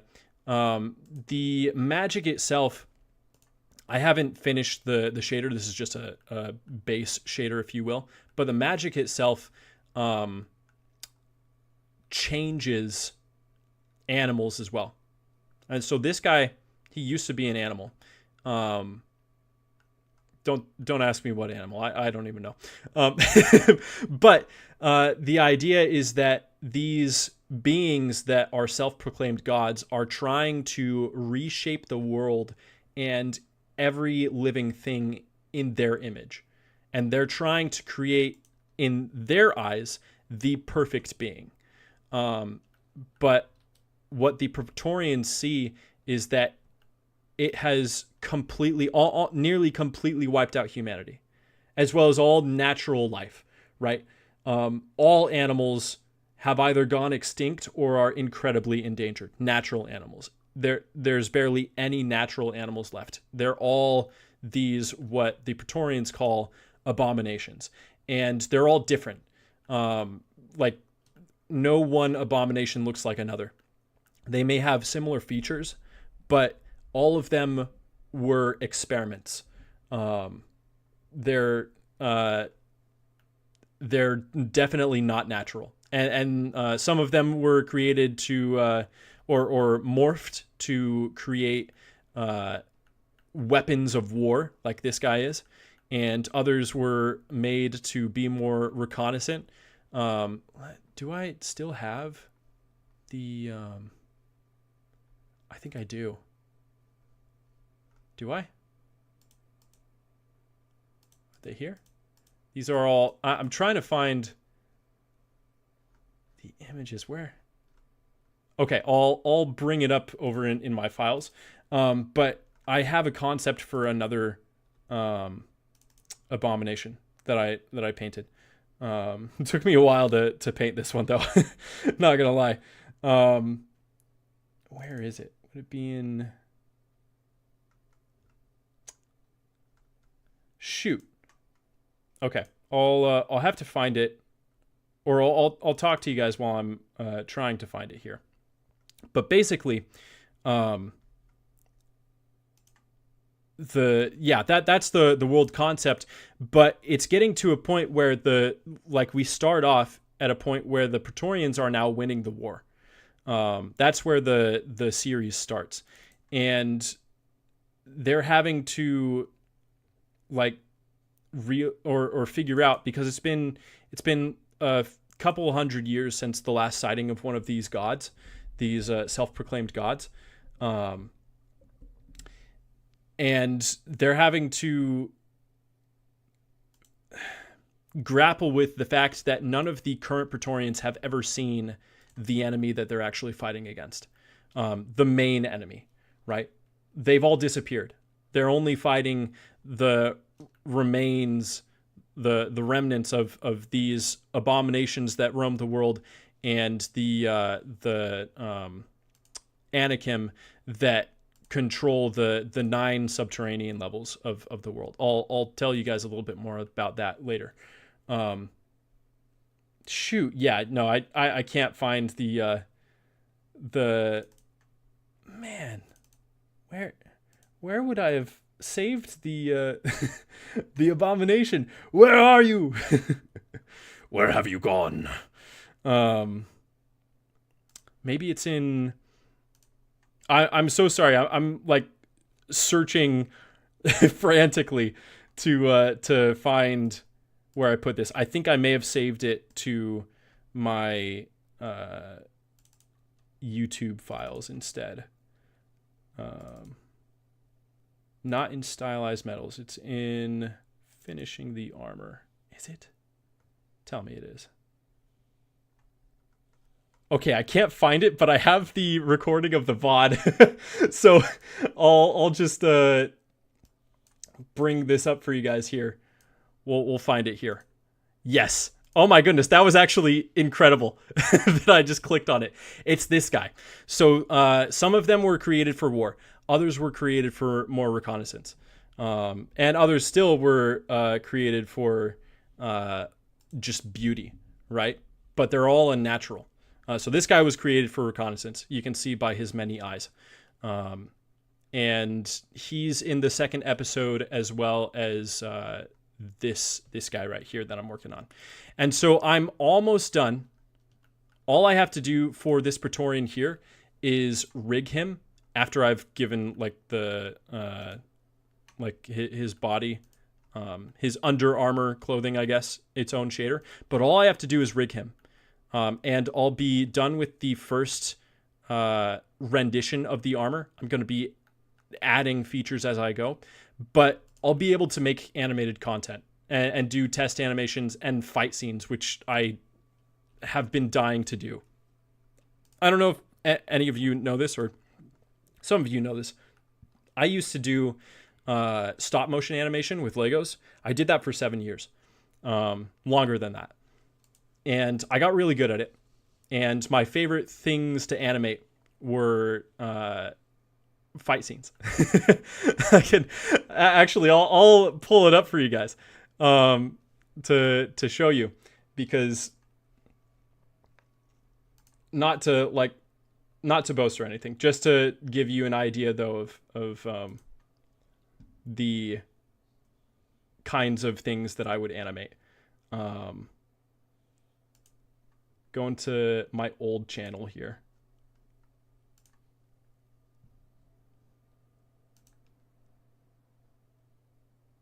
Okay, I found it. Okay, here it is. So this is the type of animation that I previously did. This was when I was like 15, right? And so like the compositing isn't all that great. The contrast isn't all there, but I loved doing stuff like this, right? And we'll skip past. So I love doing fight scenes, and I am so excited to get back into animating and doing more fight scenes, and in a much more detailed medium, being 3D, and so all of that is just going to be so fun to do and actually create content on YouTube to share with you guys. So as far as like shaders and textures, I'm trying to find ways to push the boundaries as well, to get my own style, not exactly concept art, not exactly arcane, right? But I'm trying to find a way to push the boundaries. And I'll show you something that I've been working on for the past year, in order to actually achieve my boundary pushing. I painted a whole sky, all these clouds. This took me a ton of time to make, an incredibly long amount of time. I binge watched the entirety of Attack on Titan, and then another show while I was trying to paint this. But this is something that I've been working on for so long. After I made the video for the make photorealistic HDRIs look stylized, I was disappointed in myself because one, like at first I thought it was like pretty good, right?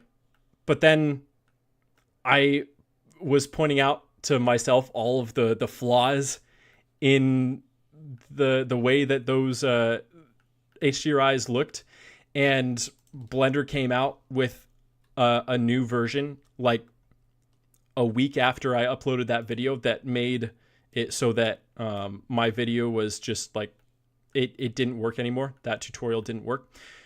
So I decided sometimes the best way to make something look painted is to actually paint it. And so I did. At least I've done my best. And I am actually going to make a lot of these. And I'm going to sell them for cheap. But I made it in a way that it's customizable. Nothing you see here is locked into place. So you can change the elevation of each layer of cloud. You can rotate where you want certain clouds to be. Each of these layers of clouds are different as well. You can rotate them, right? Change the height. I'm still trying to figure out how to get overhead clouds to work right. I think I may need to render them in like an actual layer on. Oh, I have other ideas, but I'm still trying to figure that out. But those rotate, right? You can so just so that you can get the exact type of sky shot that you want, and then like there's the other layer that's underneath, right? It's just fading in to the fog, right? And so you can decide if you want something to be a little bit clearer or have a little bit more like cloud coverage in there, right? You can do all of that. And I'm not just going to do this with clouds. I'm going to paint a city landscape to add that as another layer and put it off in the distance. I'm going to paint not just like cities. I'll do castles. I'll do medieval towns. I'll do a sci-fi space ring that's coming up here. But I'm also working on more environments. So it's not just going to be like these skies. And another thing that I think that you guys will enjoy is that you can also change the lighting, the setting. So this is more of like a pink type sunset. But then if you want it to be more nighttime, then you can get that, right? And you can have like in between stages of what that would look like. And so you have a lot of different abilities to work with there, right? Something that maybe I'll have to add more clouds over the top, but something that's a little bit more overcast, right? And so I'm gonna be trying to make a ton of these, all with different aesthetics, different styles, right? So this is just like the regular, beautiful sort of like scenery, cloud, horizon in an anime. But then I also want to create like ones that don't have all of these cumulus clouds, but have more so like the cirrus type clouds is they're called, that are more like the wispy ones that go all the way over your head and whatnot. I'll also be doing full environments, and I'll show you. This is very bare bones, so just bear with me here. Very bare bones, but I'm working on. This is just the concept for how a cave environment would look, or work, I should say. And each of these layers is like rotatable, right? This I will need, and I'll be putting in a ton of work onto this type of an environment, a cave environment, to make it look really nice and detailed, so that so that I can use it in my animated series, Banner of Souls,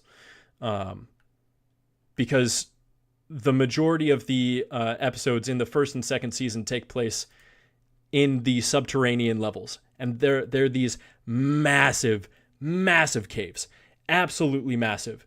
If you've ever played Elden Ring, then the Lost City of Noxtel should give you a good idea of the types of subterranean worlds that there are 9 of in this world. And the first season, it's mainly going to take place in the first subterranean level, just below the crust.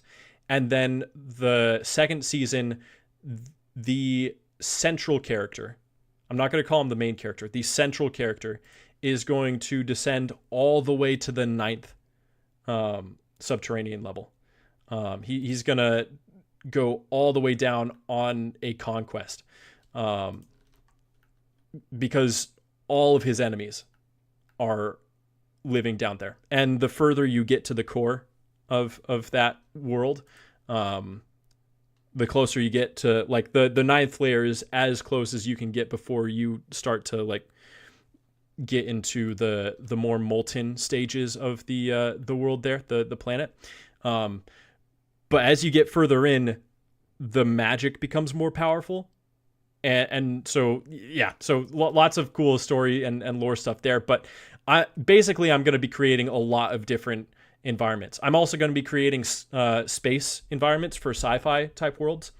And I could honestly put like a large moon or another planet in here. That would be a fun thing to do. So I'm just going to go as wild as I can with these. I'm going to sell them. And that brings me to another point. Is that I need your help. I had a reality check this past week, that if I don't make a certain amount of money per month from the Comfee mug by the end of this year, then I will not be able to continue making any content for the Comfee mug. I'm not trying to scare you guys or anything. We are a fifth of the way there, and I made this public the other day for you guys, but I'll show you guys here. So currently, I only make just over $1,100 per month. I'm so thankful. Please don't misunderstand me. I am so thankful for all of your support. 202 of you is incredible. Like, gosh dang, you guys are amazing, and you have supported me so much as we've been making and improving these asset packs and creating more content for you guys and whatnot. But this is currently not enough for me to be able to continue making content for the Comfee mug within by the end of the year, when I have to move out. And by that time, like I rent out my room at my parents' house. They give me a very, very nice discounted rate, but I have to move out. And I this just isn't enough for rent in other places. So my goal, I did the math. My goal is to by the end of the year make $5,000 a month. That is enough for me to survive in America, living in one of the most expensive states. That's where all of my family is, and has been, and I have to figure out how to make it on my own. And so we are a fifth of the way there, just a little bit over a fifth of the way there. Appreciate you being real and honest with us. Always enjoy and inspired by your work. Just join the Patreon. Thank you so much. I really appreciate it. I want to be as open with you guys as I can about this stuff. And so with all of that, what I want to do is set milestones, right? Goals. So there are over 3,000 people on my Patreon as free members, right?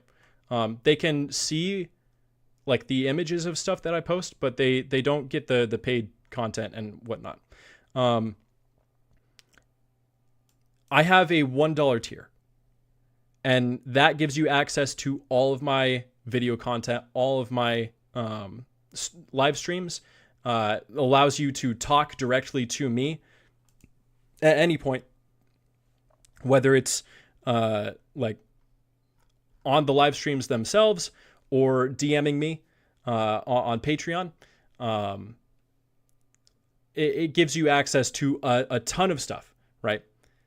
If 3,000 people did the $1 tier, then I would instantly get to the first milestone, which is $3,000 a month. And once we get there, I want to make this like, I don't want to be like, I'm just trying to take your guys' money. I'm really not. I barely promote my stuff. And I my business model is really bad. I give like 80% of my stuff away for free, content wise and teaching and whatnot. That's mainly because I want you guys to not have like any sort of barrier to knowledge, right? But I won't be able to do that if I am unable to make the amount of money that I need by the end of the year. And so if we get to $3,000 a month, once we get there, I will reopen the Discord channel for you guys, and we'll have live events and things like that. And so the Discord channel will be open once we get to $3,000 per month. $4,000 a month. I want to do another milestone there, and like a reward there. So you guys will have to tell me what you would be interested in. I say that like Discord will be re-enabled for like $3,000 at that milestone. because it's something that you guys have been like really asking to bring back, and I want to bring that back. I just don't have the amount of time or the ability to manage it, making so little right now. I'll be real with you. And again, none of what I'm saying right now discounts any of the support that all of you guys already give me. I am so incredibly grateful. I'm just laying out the roadmap, if you will, for this next year, or this year that we're currently in. The next 10 months, we'll say.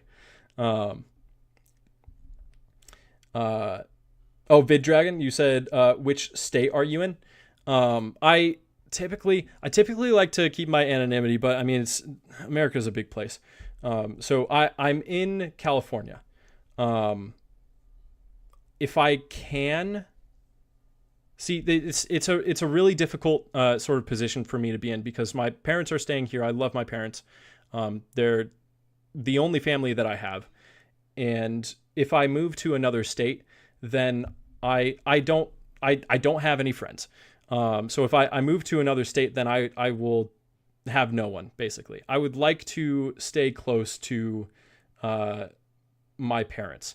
I'm trying to find a way to move to like the lowest cost of living area in California as possible, or possibly move to like a neighboring state that might be a little bit cheaper. But that's where I'm at right now. Things may change. I'll make sure to update you guys with everything as things do change, possibly. I would love to stay close to my family. But it really just depends on cost of living, right? I'm sure that all of you guys can understand that, right? As you're doing university and likely, I think the majority of my audience is between like 18 and 24. You guys can correct me if I'm wrong on that. But don't say your exact age. That would not be good. Just tell me if I'm got the general idea. So you guys are probably trying to figure out the same stuff that I'm trying to figure out. I'm just getting to my mid-20s, and it's like the next step in life that I need to take. Not just as like a, hey, like you should probably like figure out how to move out into your own place or whatever, but more so like I want to meet someone. I want to be in find someone to be in a relationship with the potential for marriage, with the goal of marriage, right? And actually have some sort of stability that she will be able to look at and see like, okay, this is a guy that has, or at least he's working on having some of his stuff together. So I the typical stuff, right? And I also would love to hire someone else to work with me at the Comfee Mug. Right now, it's just me. And so if I get to $5,000, that will be like, I'll be able to, but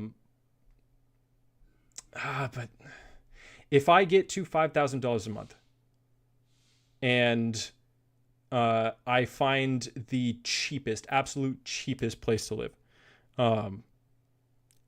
in California, and I starve myself, then I may be able to hire a part-time person to come on and help me with some of the work here, so that I can create more content for you guys. That's my goal, is to just continue to make content that you guys enjoy, that not only is entertaining for you, but is inspiring and informative to you. That, like, dream come true, right? I admire your courage. Thank you. Thank you. It's a tough reality to face, especially since there's not so much time. But I think it's possible, and I think it's very much possible if people are willing to just do $1 or $2 a month. That's really all I'm trying to ask for. I have higher tiers, right? If I go to memberships, and you guys can see some of the perks, right? $1 a month, you have your name credited in my animated series, Banner of Souls. When all of those episodes come out, your name will be credited. You will be a producer, right? But then you'll also get access to my live stream content, all of my live stream content, and I post some like exclusive videos as well, right? But this is all of my live stream content, tons of hours of stuff, right? All the paid stuff, right? And this is all me teaching you guys everything you need to know for making whatever it is. And you guys are able to suggest what you would want to learn about and all make a stream for it and spend in total, these two were 6 hours in total explaining how, like, all the ins and outs for making a Ghibli style grass scene with Ghibli style rocks and flowers and whatnot. But then there's also stuff like arcane style stone and actual animated fire. Like, I'll show you guys this here. We get up to some really fun stuff here. And so this is something that I taught my audience how to make, right? And this is where the majority of my tutorial content will be now, is just the $1 per month tier. But then $2 a month, you get even more. You actually get an asset each month, right? And more stuff too. You can vote on what assets you want me to make for that month. You get early access to YouTube videos and all sorts of stuff like that. The rest of the stuff, it's up to you guys if you want to do that and see the tiers. All of this is really up to you guys if you want to do that. But I think the $1 and $2 a month things, tiers, are really feasible. And if you guys can help me get the word out, I'm going to be promoting it a little bit more. Oh my goodness. Thank you guys so much for getting me to $1,200 already. Thank you. Thank you so much. But if we're able to get to $5,000 per month by the end of the year, then I will be able to continue making all of the content that I make on the Comfee mug and more. And again, I'll do plenty of milestone fun stuff for you guys as well. We're just over a fifth of the way there. So it's very possible. It's possible. And I can't thank you enough for all of your support that you already give me. It's just, I thank God for you guys every day. This channel has really changed my life. And you all mean so much to me. If you're able to help me continue to do this, then I would love that. But I won't spend any more time on this. Really appreciate you guys. Bro, you could hire me for $260 a month. Your cost of living is really low. If I have $260 a month to spare at some point, then you might have a potential interview on your hands. But no. Anyways, so with all of that, I have a lot of a lot of ideas for more content. I'm going to really be leaning into more animated content. In the very near future. I am going to focus for YouTube. I'm going to focus specifically on making devlog videos and like update videos, animation tests, things like that for the Banner of Souls series. I'm going to make them as fun as possible for you guys, as cool and whatnot, so that they're entertaining and enjoyable. My tutorial content will probably shift, like 80% of it will shift over to the live streams, the paid live streams. And I'll do, every once in a while, I'll do a live tutorial for something on a public live stream. But yeah, I just wanted to be like transparent with you guys on where I'm at and just the future, right? So I hope that was not like an overload of information or anything. But praying to God every day that this will work out, and by God's will it will. So really appreciate you guys. But anyways, do you guys want to play some Helldivers? I wanted to just spend a little bit of time to just relax. I haven't been able to play a video game except for yesterday. I finally, once I finished the asset pack for this month, I finally have had some time to just relax and sit down and play a game. And I thought it might be fun to just do that with you guys at some point, just to hang out and relax. You don't have to stay here for this if you don't want to. I think it might be fun, right? And so yeah, we're gonna do it. I need to configure the audio here so that you guys can actually hear Helldivers. So let me change some of the properties for one of these, and tell me if you guys can actually hear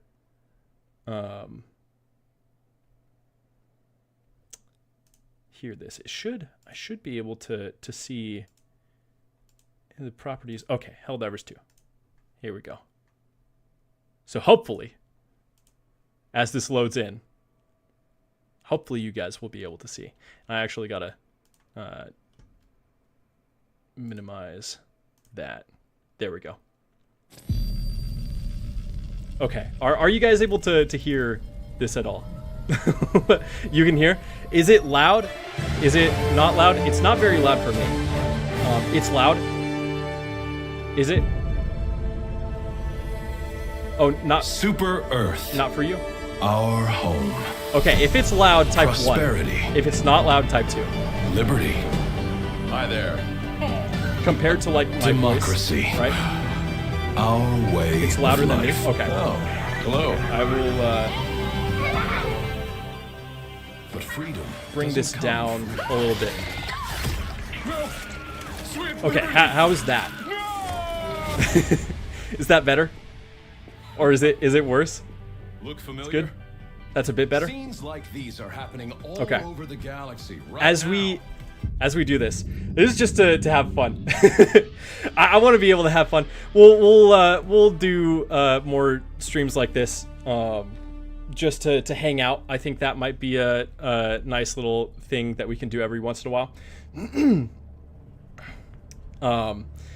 But okay, so I may have to change some of the. I hope I'm not doxing myself here. I probably am.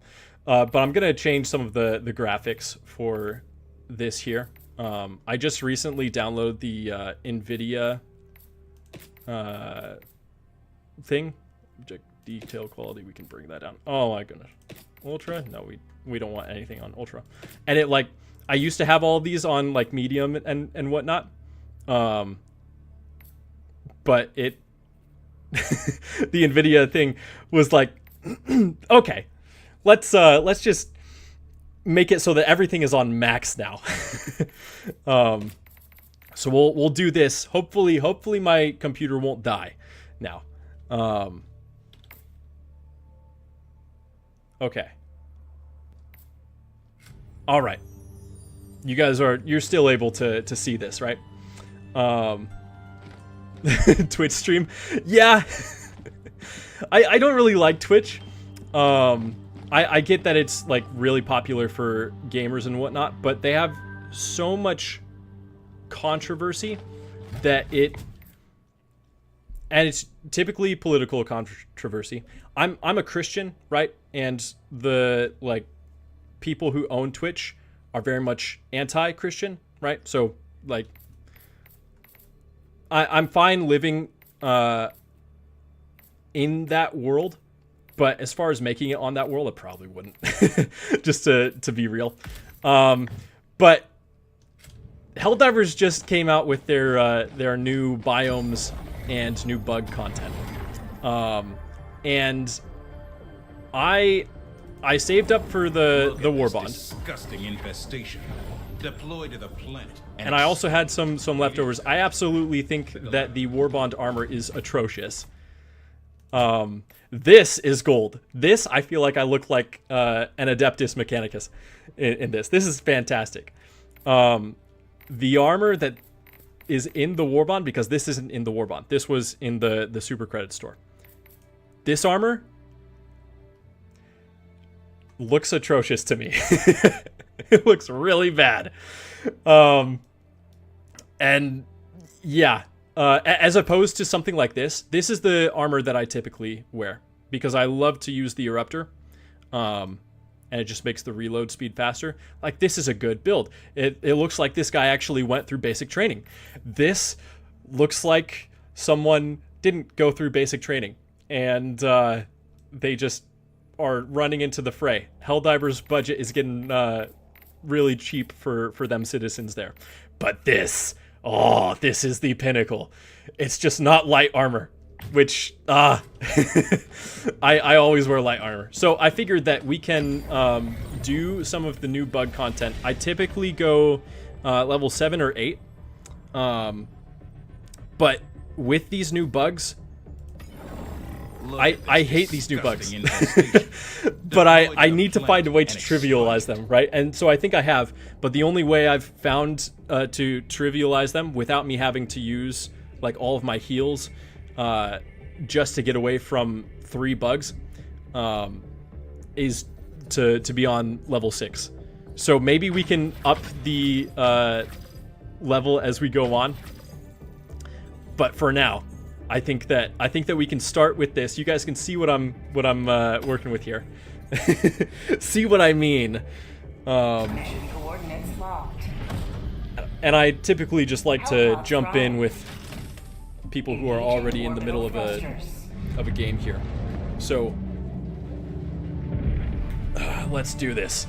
And so the way that I figure how we can trivialize these bugs that move faster than you, and when you kill them they explode to like in sort of like this toxic mist that makes it so that you become slower. We need some crowd control here. So we're going to be heavy with the crowd control. I typically run the guard dog backpack with the laser cannon, but the laser cannon just doesn't cut it for this. We need the arc thrower. And yeah, we definitely need some stamina here. So, y'all ready for this, Helldivers? Let's do this. This is okay. I don't. This is fun for me. I hope it's fun for you guys. And if you guys like own the game or whatever, then feel free to jump in and just don't try to stream snipe and kill me or whatever. But it would be fun to play with you guys at some point. Maybe that's something that we can do in like as a milestone goal or whatever. Because we can have a whole stream or a whole day or whatever where we just play video games together. I don't know if that sounds fun. but we're dropping in. My computer is dying, but we're still dropping in. All right. All right, we are starting out with very little. What's the, okay. Calling down a support weapon. Gonna get these guys here. Oh, goodness. What's going on? What the heck? Got a napalm thing. But now I need my arc thrower in my pack. Dropping a pin. Southwest. 50 meters. There we go. Where's my arc thrower? I need it. Calling in orbital strike. Okay. Bug breach, where's that at? This game, this is what I play to relax, by the way. I don't know if that says something about me, but Orbital inbound. like I am very stressed out even when I'm playing this to relax. Okay, so where am I going? Dropping a pin. Northeast. 200 meters. And it's a blitz mission. There we go. We got one.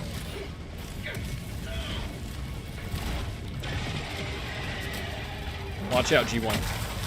Coming in with the arc thrower here. Okay, I gotta find a way to get into this this base or this city. That guy died. Come on. There we go. Calling in I got some fat fingers reinforcements. going on here. Oh goodness, and we got an orbital in there as well. I gotta find some stims and some ammunition. Looks like, yes, okay, stims. Fantastic. I'm gonna restock here on all the ammunition I need. What are we looking at? Lockout post spotted. Prepare to exterminate. Come on. I can't see my keyboard because the Calling down a mouse or the microphone. Okay. Got that guy. Last reload. Man, these guys just move so fast. Not that guy though. He's pretty slow. Oh, but I see him coming up next to me. These guys too. Oh. And my arc throw got me. Don't worry, we got more reinforcements. We'll be fine. We'll be fine. I was totally gonna say like the Gojo quote of like, my students are here watching me, so I might show off a little. But I may be not be able to do that. Calling in. As much as I would hope with these bugs themselves. Okay, we got some super credits. That's what we like. Tagging map. This is what I'm Northeast, going for. 200 meters. Hopefully my Tesla tower is doing some work over in the city there. How's the volume still, by the way? Just want to make sure that you guys are, your ears aren't being blasted. 5 minutes left. We can't stay this low much longer, Helldiver. Oh, you never got this game because your PC wouldn't run it? Yeah. I just barely met the specs. I tried to get the Space Marines 2 game, but I couldn't even get past the first cutscene because my computer didn't run it. So it's like a give or take. I typically stick with older games. You guys have heard of like Endless Legends? Okay, we got some bugs coming in here. Lockout post spotted. There we go.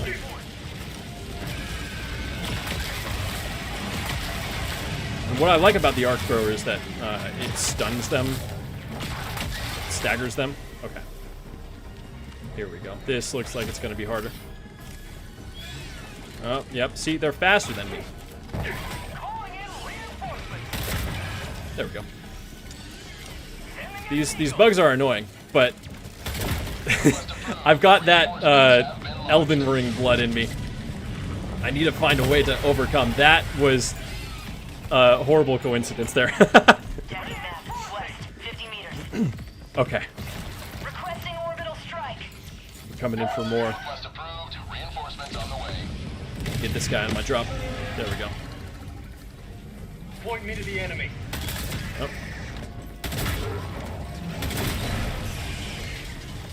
All right, and I'm probably going to be facing some level up. Yep. There he is. Fun ragdoll. Here we go. Man. Without any supports, this is just like brutal. Reinforcing. But we're surviving. For prosperity. We're still surviving, so that's good. Reinforcements on the way. Man, but they just come up so fast.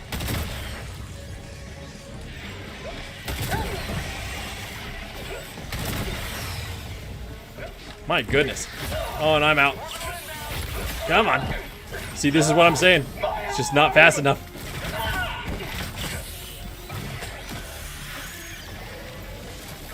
There we go. Come on. All right. Okay, we're doing good so far. Still alive. Man, I just can't get them off my tail. Prosperity. There we go. Oh, and we're almost out of time. Okay, I just got to get this really quick. Dropping a pin. East. 50 meters. That's one down. That guy was almost going to call in a bug breach.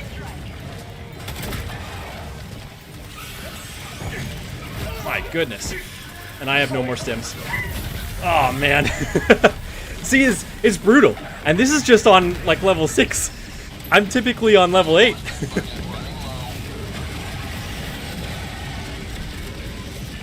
Maybe, okay, I'll get this guy. Joining the fray. Oh, that's a bug breach. Orbital inbound. Requesting orbital. Stand clear. Marking location. North. All right, we just need to get this last... 1 minute left. Destroyer preparing to leave. Yep. Running out of time. Oh, that guy died. Calling in reinforcements. Say hello to democracy. Calling in reinforcements. All right, we got that tunnel. Gotta get... Oh, man, I'm already out of ammo. Here we go.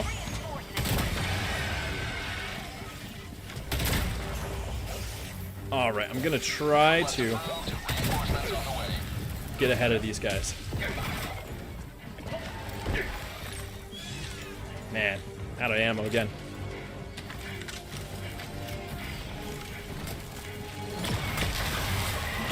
Get some! Get some! Seeing their mist slows you down. It's brutal. Okay, I need to get this bug hole. Oh, that guy's got it. Okay, thank God. Oh. Okay, I can't shoot in that direction while he's going. I'll cover this guy. Got to make sure that I'm full on ammo here.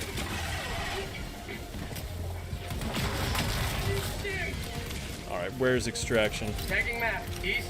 300 meters. I don't have any stratagems anymore. Oh no. T-minus 1 minute 30 seconds. We're- How'd you like we gotta make it out. Oh goodness, we gotta make it out alive. to select? All right, looks like there's a way out Tagging here. location.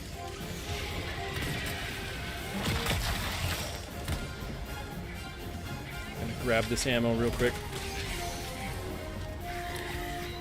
Oh, he's calling in a bug breach. This is not good. ETA T-minus 1 minute. Okay, I'm gonna let my stamina come back up. Man, this is why I usually wear light armor. But There's something about it. I just gotta look good doing it. All right. And hold him off for just a little bit. For prosperity. Oh, I got 9 kills with that. That's very nice.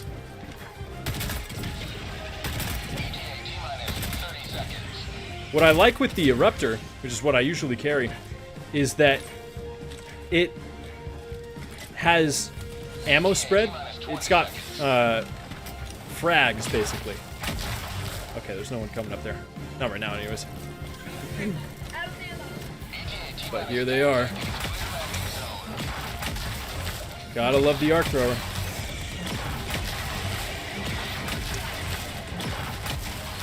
New mag. But because I'm wearing Pelican 1, a different armor set than the Eruptor isn't very viable because it's such a slow reload speed. The only Pelican 1 preparing to depart. the only reason why I wear that armor is, or use that Extraction complete. Pelican 1 gun, beginning ascent. it's a very heavy gun, is because the armor itself increases the reload speed and everything. But can't do it with these guys because they're just so fast. But that's one round. You guys can see what we're up against here. And we only got we didn't get anything. We only got 2 nests. That's it. We'll see if these guys are doing any more of, like, or how many more in this set they have. Okay, they have 1 more in this set. And then, so we'll do this last mission, and then I'll show you what it's like for the regular bugs, I guess. Because those are a lot more fun to fight against. And there's like aliens and bots as well. And they're all pretty fun. Bugs are the easiest, probably. Bots are probably the most fun. Illuminate, the aliens, they're decent. I like what they did with the newer patches, where they have like more mech suits and whatnot. Okay, cool. A triumphant return. But we gotta finish this set out. We gotta help these guys. The bridge is yours, Helldiver. Just gonna Take us to the fight. stand at attention here. Unless these guys are not gonna do anything. Okay, they're not gonna do anything.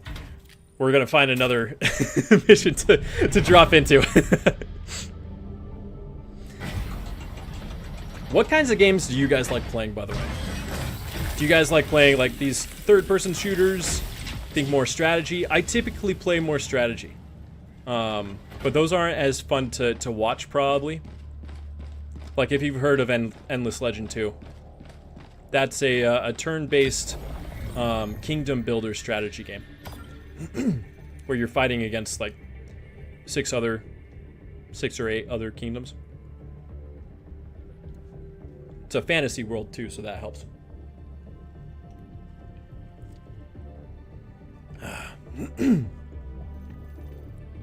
Alright, receiving data.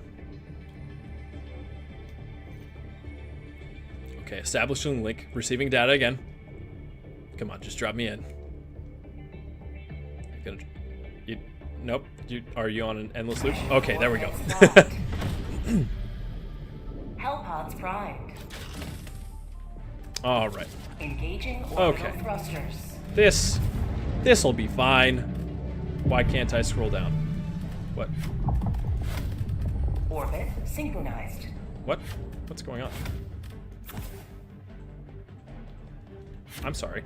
I'm not clicking any of those.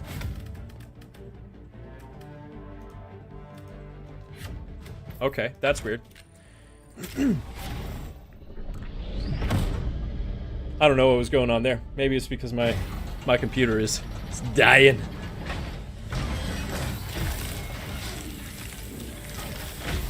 But yeah, those long strategy games where you have to like develop armies and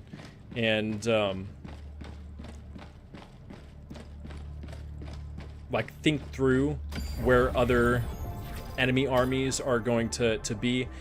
Mission coordinates so that you locked. can run around them, you know, not get or confront them if you want to. What is this? Oh, it's another blitz search and destroy. Okay. Okay, there is something weird going on with my game. That's odd. I'm not able to select stratagems, or the ones that I'm actually trying to pick. This doesn't happen regularly, but it might be because I'm I'm running so many different applications at once. But we'll try this one more time. If this doesn't work, then and I'll do it on a different planet. Let's see. This might be good. We'll do it a level difficulty higher, but with Initiating FTL different types of jump. bugs. The fact Better phase bugs. system. Not as fast bugs. Alright, so hopefully this will work. If not, then we might have to call it a stream. Call it a night. FTL jump successful. Okay, it's not working. Alright, well then, unfortunately I will have to say goodnight because this just means I need to restart my computer. And I won't be able to stream through that. But thank you so much for joining in, for sticking around for just that little hangout session. That was a lot of fun for me. I hope it was fun for you. Maybe we can do more stuff like that in the future. Just to have little hangouts and whatnot. Oh goodness, and I wasn't all the way caught up with my chat, so I wasn't seeing any new messages. Well, thank you guys so much for joining in. I hope that you have a wonderful rest of your night and evening, day, whatever time it is for you.